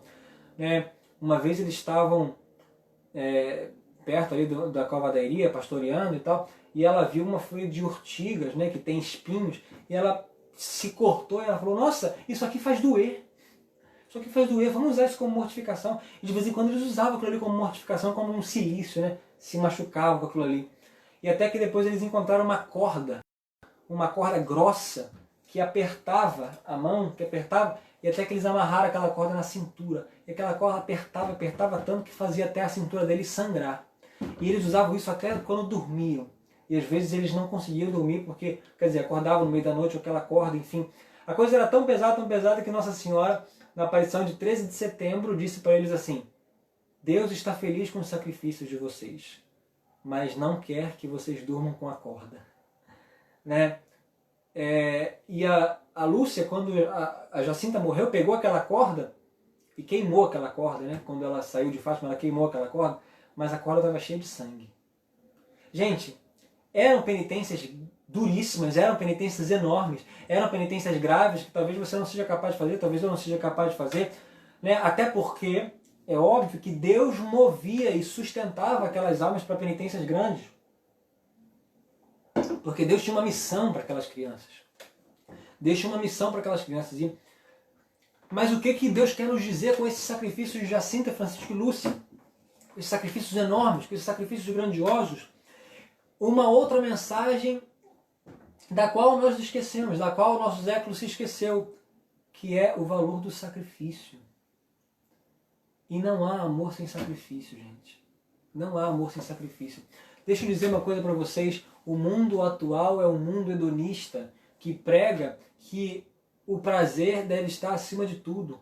O prazer deve ser o fio condutor que conduz as almas, que conduz as pessoas todo mundo gira em torno do prazer, todo mundo vive em torno do prazer. E quantas pessoas nessa pandemia agora, nessa quarentena, tendo que ficar dentro de casa, estão ficando malucas, porque não podem mais sair, não podem mais ir para um shopping, não podem mais ir para uma festa, não podem mais comprar isso, não podem mais passear, não podem mais encontrar com as pessoas, não podem cometer pecados, não podem ter prazeres que tinham antes. E, gente, Nossa Senhora está nos ensinando que os cristãos não podem viver sem sacrifício. Eu falei, talvez nós não sejamos capazes de ficar fazendo penitências gravíssimas e duríssimas como esses santos fizeram, mas nós somos capazes de fazer outras penitências que agradam o coração de Deus. Porque Santa Teresa também dizia que o que importa é servir o rei neste ou naquele serviço. Santa Madre Teresa dizia que o que importa não é a grandeza das obras, mas o amor com que se faz. Um sacrifício pequeno que se faça com amor tem grande valor. Santa Teresinha do Menino Jesus, quem sabe um dia a gente fala dela numa live, né? Já me pediram, a Juliana já me pediu. Né? Quem sabe, Santa Teresinha do Menino Jesus não conseguia fazer sacrifícios grandiosos. E é doutora da igreja santa. Por quê? Porque a grandeza não está no ato. Existiram vários religiosos. Eu me recordo agora da história de Santa Bernadette, a quem Nossa Senhora de Lourdes apareceu. Santa Bernadette entrou para um convento e existia uma religiosa lá no convento dela que fazia penitências gravíssimas, penitências duras, castigava o seu corpo de modo muito duro, mas era uma mulher muito soberba mesmo. E ela ficava com inveja de Bernadette, que era uma menininha que não aguentava aquela penitência que ela fazia, ficava com inveja porque Nossa Senhora tinha aparecido a Bernadette, não tinha aparecido a ela. Entenda? Porque assim, a grandeza não está no ato, a grandeza está no amor do ato. Deus infundiu no coração de Jacinta, Francisco e Lúcia um amor muito grande pelos pecadores, um amor muito grande por Deus. Então aqueles atos eram cheios de amor. Mas enfim, você pode oferecer sacrifícios com muito amor. E é isso que Nossa Senhora está dizendo. Nossa Senhora, em aparição de agosto, que foi dia 19, não foi no dia 13, já eu digo por quê, Nossa Senhora disse com um aspecto triste. Lúcia diz assim, Nossa Senhora estava falando com a gente, de repente ela tomou um aspecto triste e disse assim, rezai muito e fazei sacrifícios, porque vão muitas almas para o inferno, porque não há quem se sacrifique e peça por elas. Não há quem se sacrifique. Nossa Senhora está dizendo, tem muita gente se salvando porque os cristãos estão esquecendo de fazer sacrifício. Porque os cristãos esqueceram o que é a penitência. Os cristãos esqueceram do valor da penitência. E vou dizer, deixa eu lembrar mais uma vez Santa Teresa. Santa Teresa diz assim, oração e prazer o tempo inteiro não andam junto. Oração e vida prazerosa o tempo inteiro não andam junto. Gente, nosso Senhor está na cruz. Nosso Senhor salvou o mundo pela cruz. E se nós queremos tomar parte nesse sacrifício, nós vamos também sofrer. Sobretudo, aceitar os sofrimentos que Ele nos enviar. Esse é o segredo. O anjo de Portugal, quando apareceu para Lúcia, Jacinta e Francisco, em 1916, disse isso para eles. Sobretudo, essas palavras foram palavras nossas, sobretudo, aceitai todos os sofrimentos que Deus quiser enviar-vos. Todos os sofrimentos que Deus quiser enviar-vos. Então foi por isso que Lúcia começou naquele sofrimento passivo que ela teve, da família dela, da indiferença que ela recebeu da família, dos tapas, das vassouradas, da indiferença da mãe, dos xingamentos, os familiares ao redor, a vila onde ela morava, todo mundo falava que ela era maluca, que ela estava vendo coisa. Eram sofrimentos que Deus estava permitindo ela passar. E ela aceitou com amor. Padre Pio, nós vamos falar dele também, aceitou os sofrimentos, enfim. Sobretudo nós devemos aceitar com amor. Deus nos envia sofrimentos para salvar as almas, e que alegria vai ser quando a gente chegar no céu e Nosso Senhor vai dizer assim, meu filho, minha filha, quantas almas foram salvas porque você foi generoso nos seus sofrimentos. Se Deus te permite passar por uma doença, se Deus te permite uma dor de cabeça, se Deus te permite um desemprego, se Deus te permite um insulto de alguém, uma palavra indecorosa de alguém, um xingamento, oferece por amor a Nosso Senhor. Primeiro, porque oferece também pela sua conversão, pelos seus pecados, porque a gente também tem que sofrer um pouquinho. A gente tem que sofrer para ser humilde. E depois pela conversão dos pecadores. Então, enfim, foram impressões fortes, né? Francisco, né? Quantas vezes né, o Francisco teve isso, né? Que Nossa Senhora aparecia e dizia para eles Consolai nosso Senhor, consolar. E é bonito porque a Jacinta, ela ficou muito no coração essa questão de converter os pecadores, sofrer pela conversão dos pecadores, livrar as almas do inferno. Fala para as pessoas do inferno, fala para as pessoas do inferno. Né? E o Francisco não. É claro que ele queria salvar as pessoas, mas o Francisco, a vontade dele, a vontade do Francisco era consolar nosso Senhor. Outra palavra bonita e outro ensinamento de Fátima para o nosso século. Consolar nosso Senhor. Uma parte do pecado, uma vertente do pecado também não é só causar dano a nós, nos levar para o inferno, mas o pecado também ofende a Deus. O pecado é, primeiramente, uma ofensa a Deus. E a grande graça é que os santos tiveram amar totalmente a Deus. Então eles tinham noção de que o pecado ofendia a Deus. Então quando Francisco ouviu isso, Nosso Senhor está ofendido. Ele queria o tempo inteiro consolar Nosso Senhor ofendido, consolar Nosso Senhor ofendido. E ele dizia o tempo inteiro para Jacinta e para Lúcia, eu gosto tanto de Nosso Senhor, que pena se eu pudesse consolar, que pena que ele está triste, que pena que ele está triste, eu queria consolá-lo. E aí fazia os seus sacrifícios, fazia as suas orações. Quantas vezes Lúcia e Jacinta encontravam o Francisco sozinho, era um contemplativo, encontravam o Francisco sozinho na gruta, ajoelhado, rezando.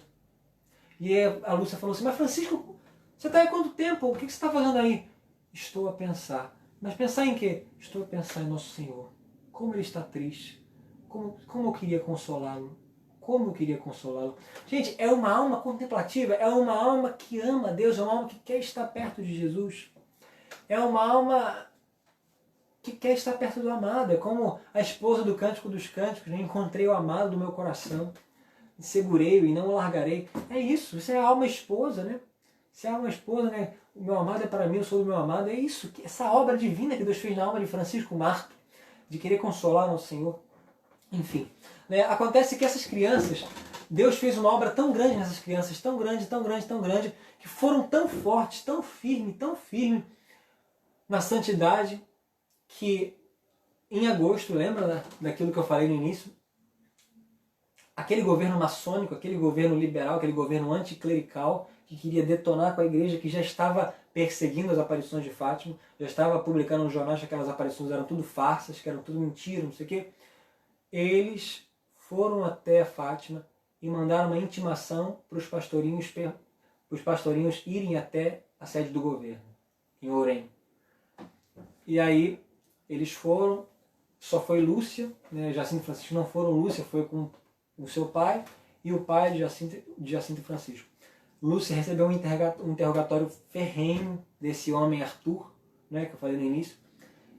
Ele queria arrancar de qualquer jeito o segredo dos lábios de Lúcia, e Lúcia forte não deixou, até que ele prendeu os pastorinhos, prendeu aquelas crianças, ele colocou aquelas crianças na cadeia de Vila Nova de Orem.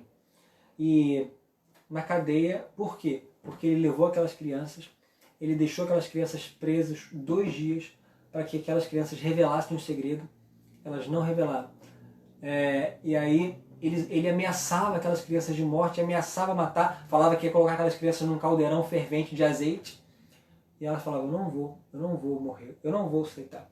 E aí é até bonito porque quando o administrador fala assim, se vocês não falarem o segredo, eu vou matar vocês. E aí a Jacinta fala, mas que bom, se nos matarem, nós vamos para o céu. Com a candura de criança, mas com a certeza de que ia para o céu. E aí o administrador fazia um interrogatório um por vez. E tem uma história bonita que quando Jacinta foi ser interrogada, o Francisco olha para Lúcia e diz assim, se nos matarem, que bom, daqui a um nada estaremos no céu. Eu vou rezar uma Ave Maria para que a Jacinta não tenha medo. Gente, que coisa linda, que coisa linda. É isso, essa é a obra de santidade que Deus fez na alma daquelas crianças. Elas não tinham medo de morrer e não tinham medo, não tinham respeito humano de revelar. Não queriam revelar o segredo. Nossa Senhora falou, não contem a ninguém, por enquanto. E não era para contar, e não contaram. O administrador falou, vou matar vocês. Se matar, nós vamos para o céu. O coração deles estava no céu. O coração deles estava em Deus. o coração deles não estava nas coisas da terra. E é isso. E é isso. Muito bonito isso, né, que eles contam. E eles até contam que o Francisco na cadeia, né, se nos matarem, como dizem, daqui a pouco estaremos no céu, mas que bom, não me importa nada.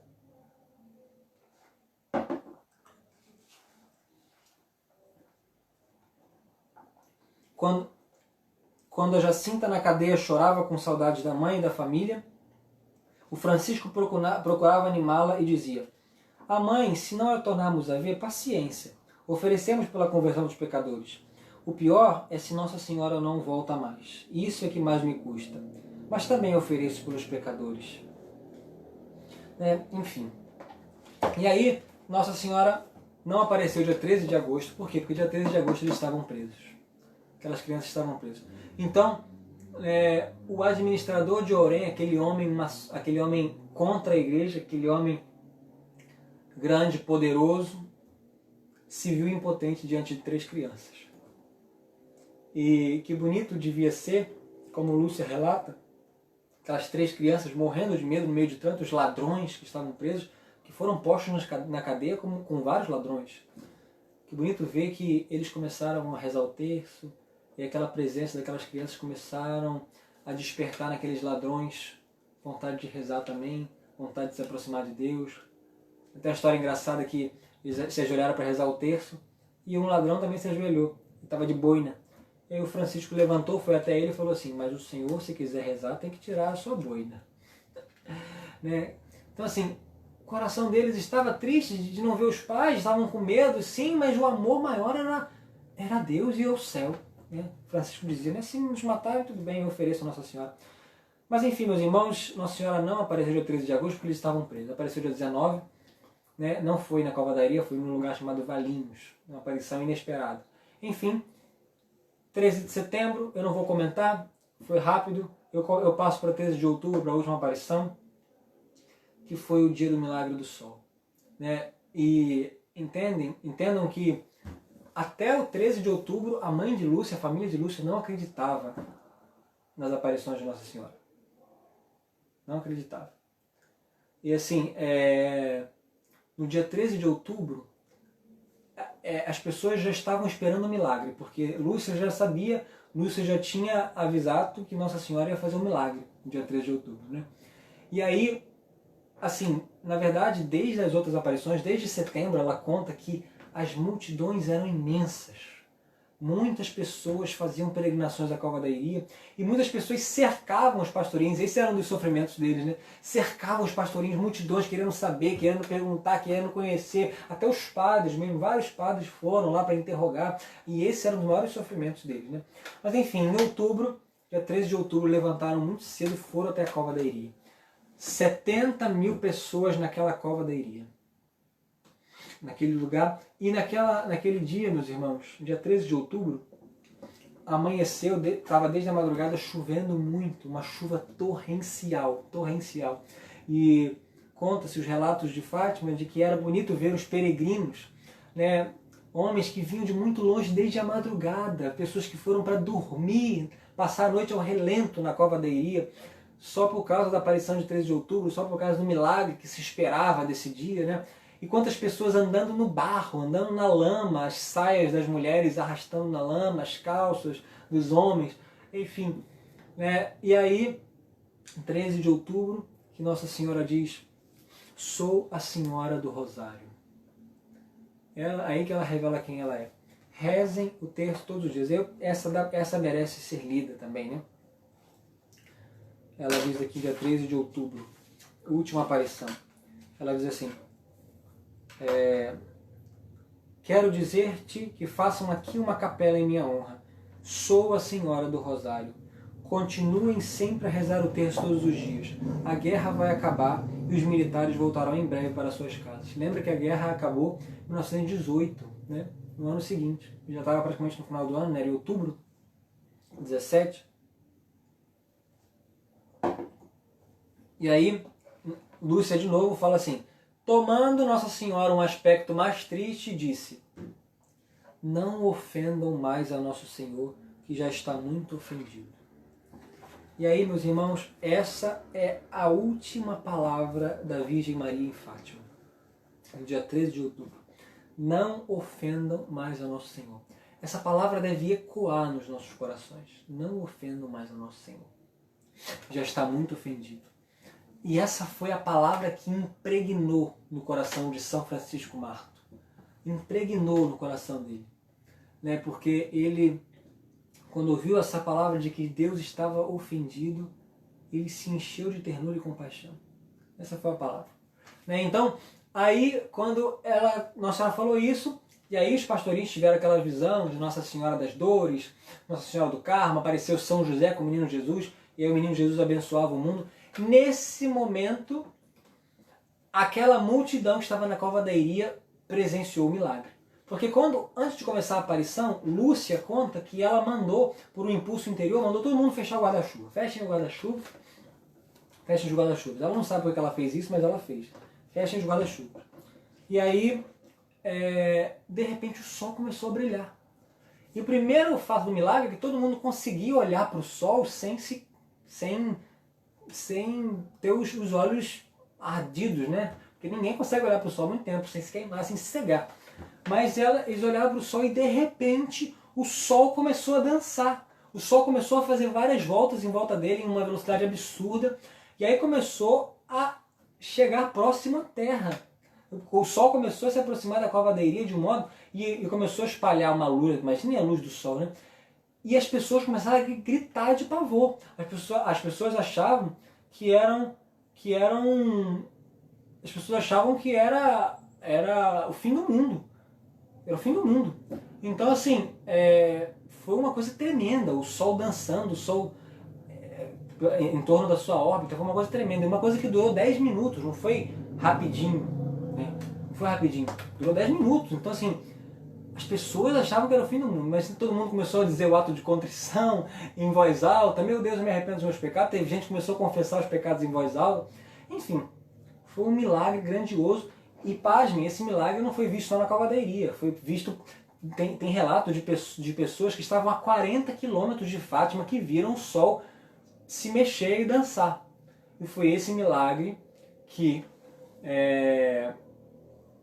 aquele jornal ateu falou 17 de outubro. 17 de outubro, alguns dias depois de 13 de outubro. Eles falaram como o sol bailou em Fátima. Isso tem na internet, vocês podem procurar. Enfim, isso foi um grande milagre. Foi um milagre que aí a partir do qual ninguém mais pôde ter dúvidas de que era Nossa Senhora que estava fazendo, nem a família de Lúcia. Enfim, esse foi o grande milagre do sol. Mas aí, meus irmãos, a mensagem de Fátima, né? O milagre do sol todos podem ler, depois as aparições podem ler, e a gente já estamos nos encaminhando para o final. E eu, para terminar, assim, eu queria falar, como eu disse a vocês, né, a mensagem de Fátima, ela foi muito impactante para o século XX. E Deus foi muito providente em permitir que Nossa Senhora aparecesse no século XX para aquelas crianças falando sobre essas coisas. Porque o século XX foi realmente um século muito difícil. Né? Um século das grandes guerras, um século de ideias ateístas, um século em que as ideias revolucionárias tomaram conta do mundo. Deus foi sendo esquecido por muitas pessoas. O aborto começou a ser difundido, a revolução sexual, né? Enfim, métodos anticoncepcionais, ideologia de gênero pensada, homossexualismo, e tantas coisas que ofendem muito a Deus começaram a ser divulgadas no século XX. E Deus quis suscitar alguns santos que viveram muito intensamente a mensagem de Fátima. Eu quero destacar 2 santos que viveram muito intensamente a mensagem de Fátima. Dentre eles, aqui está o Padre Pio, que viveu no século XX, morreu em 1968, e outra mulher que poucas pessoas conhecem, chamada Beata Alexandrina Maria da Costa, ou Alexandrina de Balazar. É uma beata portuguesa também que morreu em 1955, se eu não me engano. 2 pessoas que viveram a mensagem de Fátima, conheceram as aparições de Fátima e viveram em si a mensagem de Fátima, né? A Beata Alexandrina era uma mulher, brevemente conto a história dela, era uma mulher muito católica, muito devota. Com 14 anos ela estava com algumas primas e percebeu que alguns homens estavam correndo atrás delas para tentar abusar delas, né? E ela percebeu a maldade e correu, e eles entraram na casa dela e ela pulou a janela, e quando ela pulou a janela ela caiu de mau jeito e teve um problema na coluna e que foi aos poucos paralisando ela. Ela fez várias promessas para Nossa Senhora, inclusive a Nossa Senhora de Fátima, para ser curada, mas Jesus não queria curá-la. Jesus queria que ela ficasse paralisada numa cama. E através do sofrimento de Alexandrina, através das dores de Alexandrina, que também sofreu coisas terríveis, movidas por graça de Deus, Deus deu para ela duas missões. A primeira era sofrer pelos pecadores, sofrer muito pelos pecadores e arrancar as almas que iam para o inferno. E a segunda era consolar Jesus no Santíssimo Sacramento, nos sacrários do mundo inteiro. E essa foi a missão de Alexandrina.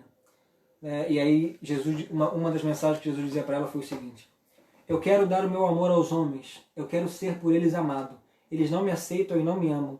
Por ti quero que este amor seja incendiado em toda a humanidade. Assim como por ti foi consagrado o mundo a minha bendita mãe. Como, Jesus? Como trabalhar desta forma? Se ele não é aceito por vós, como hão de os homens recebê-lo por mim? Com a tua dor, minha filha. Só com ela as almas ficam agarradas às fibras da alma e depois se vão deixar os corações incendiar no meu amor. Enfim, Alexandrina sofreu coisas terríveis, ficou paralisada numa cama durante muitos anos e no final da sua vida se alimentou só da Eucaristia. E sofreu coisas terríveis. Ela sofria misticamente na alma, teve uma época que ela sofreu misticamente na alma a paixão de Cristo. E ela milagrosamente tem fotos, tem vídeos inclusive, dela que não poderia sair da cama, saindo da cama, sofrendo a paixão de Cristo. E sofria dores cruéis, terríveis. E Nosso Senhor dizia que ela sofria pelos pecados da humanidade. E às vezes ela ouvia de Jesus palavras duras, que não eram para ela, mas eram para a humanidade. Por exemplo, Jesus às vezes dizia: cruel, insensata, de ti esperava amor, mas só recebi ingratidão, só recebi desprezo. Não eram palavras para ela, mas eram palavras para a humanidade. Porque a humanidade, ela sofria pela humanidade. Então, uma mulher que amava e consolava. Em espírito, ela era levada para os sacrários abandonados do mundo para consolar Jesus. Enfim. E aí ela morreu e ela dizia: eu quero morrer virada, eu quero ser enterrada virada para o sacrário da nossa igreja. Então, assim, uma mulher que sofreu muito, muito mesmo, e no seu sofrimento reparou muitas almas. E o Padre Pio, o São Padre Pio, gostaria de poder falar mais dele, mas não tem como, o horário já vai apertado, Mas o Santo Padre Pio tem muita coisa para falar dele, O Padre Pio foi um frade capuchinho, século XX, que recebeu os estigmas de Cristo, O Padre Pio, ele foi um homem que fez muitas penitências, mas sobretudo as penitências passivas, Ele recebeu de Deus as dores, Os estigmas, recebeu em 20 de setembro de 1918, os estigmas visíveis, mas 8 anos antes já tinha os estigmas invisíveis, que eram as dores dos pregos de Cristo, nas suas mãos, nos seus pés, nos seus lados. Eram dores atrozes que doíam dia e noite, sangravam, eram dores no seu corpo, eram coisas terríveis pelas quais ele passava. Tinha doenças gravíssimas. Por exemplo, o Padre Pio tinha febres de 48 graus, às vezes chegava a 53 graus, e todas as vezes que os médicos colocavam um termômetro no Padre Pio para medir a temperatura dele, o termômetro quebrava, porque não aguentava a temperatura tão alta. Tinha que colocar termômetro às vezes de cavalo, às vezes termômetro de medir piscina nele, para chegar a essas temperaturas, 48 graus, 53 graus. Uma vez, a maior temperatura que o Padre Pio chegou foi 58 graus. E o médico falava assim: um homem não chega a essa temperatura sem estar morto. Então, assim, Deus permitia sofrimentos enormes. Padre Pio tinha doenças que ele não conseguia comer. Às vezes ficava 20 dias, teve uma época que ele chegou a ficar 21 dias sem comer. E o superior dele falava: você tem que comer, mas ele falava: superior, eu não consigo. E ele comia e vomitava. pela doença que ele tinha. Ele não conseguia. Então eram sofrimentos que Nosso Senhor dava, porque era uma alma reparadora, era uma alma vítima que Deus deu. Então Nosso Senhor deu a esses homens, né, sofrimentos atrozes. Né? Padre Pio conta numa carta de 25 de novembro de 1915, né, de 3 de novembro, perdão. O Senhor me levou a experimentar as dores que os condenados sofrem nas regiões infernais. Então, assim, é por essa razão também que Satanás tinha tanto ódio, tanta raiva do Padre Pio. Porque ele sabia que através do sofrimento, através da entrega, das orações, o Padre Pio levava as almas para o céu. Por exemplo, Nossa Senhora pediu para rezar o rosário. O Padre Pio, gente, tem relato dele até mesmo para os padres superiores que foram interrogar eles de Roma, perguntavam quantos textos ele rezava por dia. Ele dizia que às vezes chegava até 30 rosários por dia. Naquela época o rosário eram 3 terços, né? 30 rosários de 3 terços por dia. É claro que ele rezava isso atendendo confissão, ele ficava ouvindo o dia inteiro confissão, rezava ouvindo confissão, rezava nas horas vagas, rezava o rosário. Então, o Padre Pio é quase que uma encarnação da mensagem de Fátima.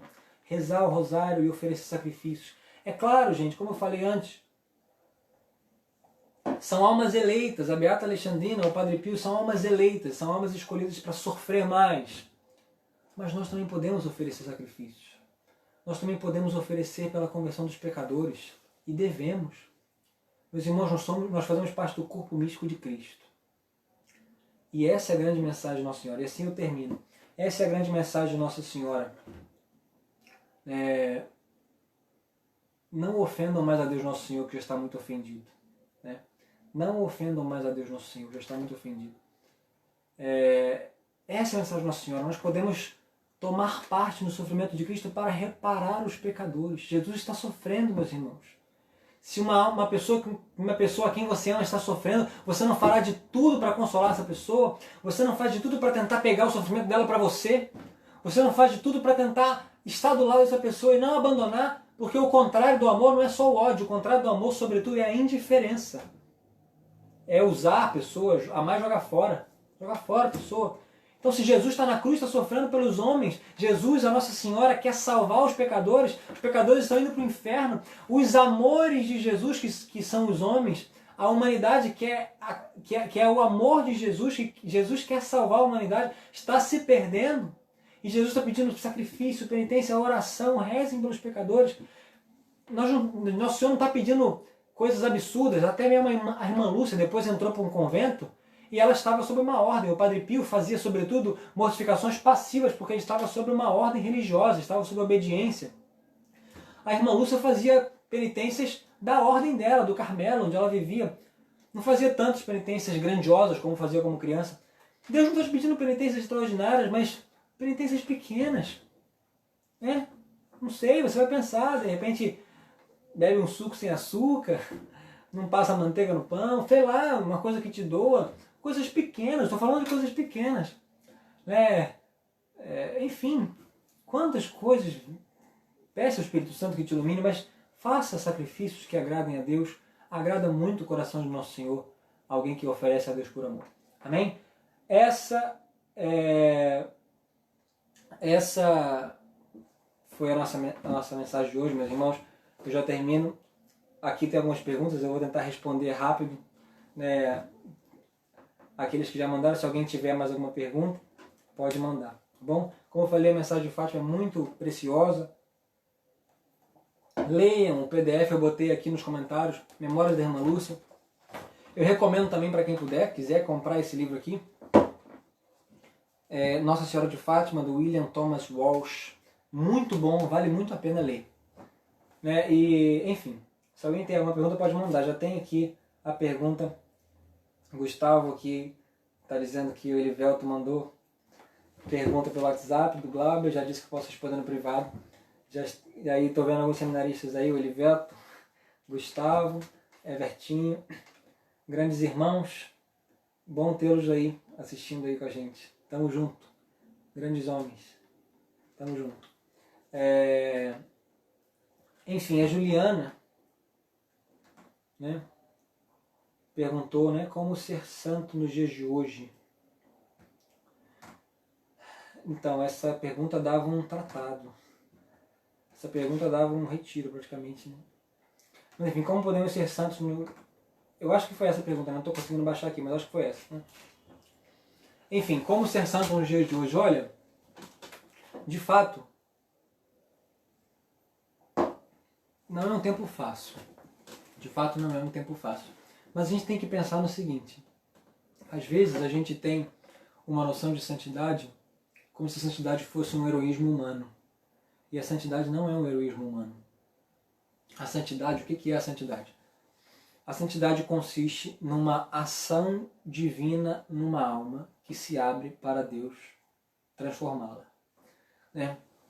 A santidade, um homem que é santo, alguém que se tornou santo, é alguém que abriu as portas para Deus. E Deus santificou aquela alma. Porque ninguém se santifica sozinho. Ninguém chega à santidade só por esforços humanos. Não. É a graça de Deus. Nosso Senhor falou, João 15,5, ninguém, sem mim nada podeis fazer. Então a santidade não é um esforço humano. Então é verdade que o mundo de hoje não está fácil, não é fácil viver no mundo de hoje, não é fácil viver nas situações atuais, o mundo está muito difícil, a gente não vê talvez esperanças humanas, mas Deus é o mesmo. Santa Teresa d'Ávila dizia, Deus não muda. E Deus continua a derramar graças como sempre derramou. Né? Então, assim, como ser santo? Como ser santo? Como os santos foram. Não existe um caminho novo. Como os santos foram santos? Primeiro, rezando muito. Ninguém é santo sem rezar muito. Ninguém é santo sem rezar, porque a santidade consiste numa abertura a Deus.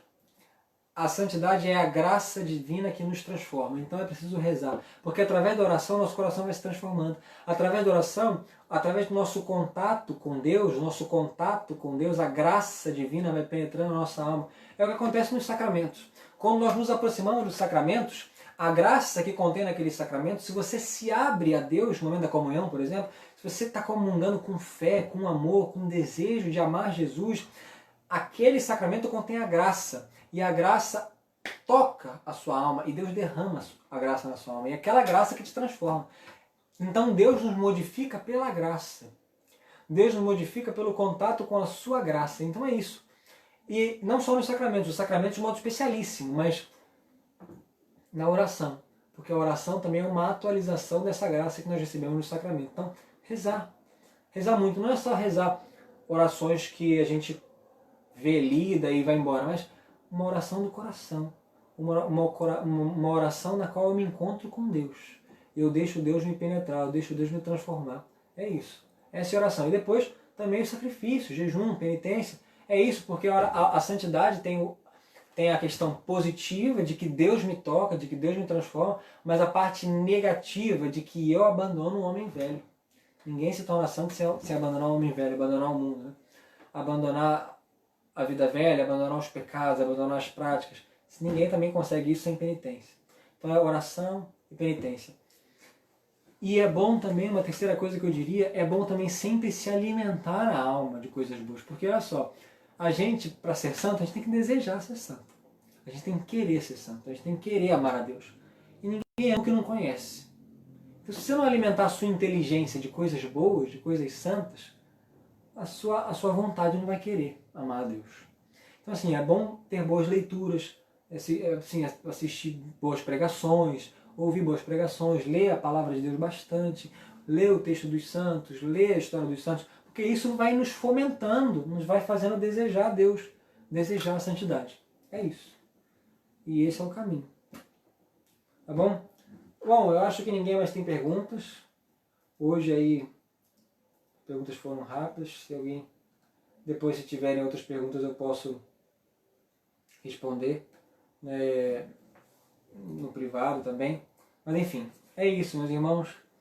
A mensagem de Fátima, ela tem muito a nos ensinar, muito, muito mesmo. Nossa Senhora nos deu coisas que qualquer um pode fazer. Né? Ela não disse, em Fátima, ela não disse assim, preguem a todas as pessoas sobre o pecado, preguem a todas as pessoas sobre o inferno. Não, não. Ela disse, rezem o terço, façam sacrifícios. Quem não consegue fazer isso? Que pessoa não consegue rezar o terço? pessoa não pode oferecer um pequeno sacrifício? Gente, nós podemos cooperar com a salvação de muitos irmãos e vai ser uma grande alegria se nós chegarmos no céu e saber que Deus salvou muitas almas com a nossa cooperação. Então rezemos o terço. O terço é uma grande alma. Nossa Senhora disse que Jesus queria infundir no mundo, estabelecer no mundo a devoção ao Imaculado Coração. O que consiste a devoção ao Imaculado Coração? O que é o Imaculado Coração de Maria? É a alma puríssima, o coração puríssimo de Maria. O coração imaculado de Maria, no qual Satanás não penetrou pelo pecado, no qual Satanás não teve acesso, ao qual Satanás não teve acesso. Então ela é o refúgio dos pecadores. Vamos nos refugiar em Nossa Senhora. Vamos nos refugiar na oração do terço. Vamos suplicar a Virgem Maria neste tempo de pandemia, neste tempo em que passamos por momentos tão difíceis. Vamos suplicar, rezar o terço, oferecer sacrifício. Vamos pedir a ela que nos ajude. Vamos pedir a ela que converta os pecadores, que converta as autoridades. É possível. É possível. Com situações humanas talvez não seja possível, mas Deus pode tudo. A mensagem de Fátima não é uma mensagem fatalista que vai acontecer tudo do mal. Não. É uma mensagem de conversão, de convite à oração, de convite à penitência. É isso. Vamos rezar. Vamos suplicar a Nossa Senhora. Enfim, agradeço a você que nos acompanhou na noite de hoje. Lembrando que na quarta-feira, não deixe de nos acompanhar. O Padre Dalvan está fazendo formações marianas em cima do livro do venerável Fulton Sheen. Gente, está muito boa, vale muito a pena conferir. Ensinamentos sensacionais. Então não deixe de ver quarta-feira, 8 horas da noite. Tá bom? E no sábado que vem o Glauber, né, meu irmão seminarista que está aqui comigo, também vai fazer uma formação. Tem sido muito boa também. Acompanhe. 8 horas, quarta-feira, 8 horas no próximo sábado, tá bom? Fiquem com Deus, rezem por nós, estamos unidos em oração. Tá bom? Vamos então terminar essa noite fazendo as orações que o anjo de Portugal nos ensinou. Em nome do Pai, do Filho e do Espírito Santo. Amém. Meu Deus, eu creio, adoro, espero e amo-vos. Peço-vos perdão para os que não creem, não adoram, não esperem, não vos amam.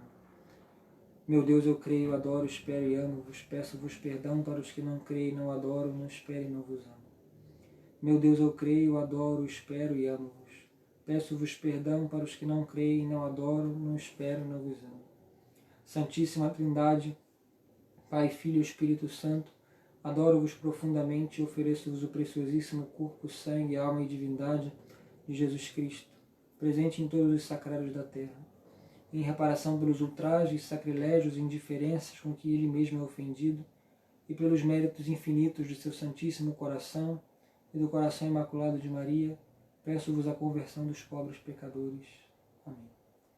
Ó meu Jesus, perdoai-nos, livrai-nos do fogo do inferno, levai as almas todas para o céu e socorrei principalmente os que mais precisarem. Nossa Senhora do Rosário de Fátima, rogai por nós. Santos Francisco e Jacinta, rogai por nós. Em nome do Pai, e do Filho, e do Espírito Santo. Amém.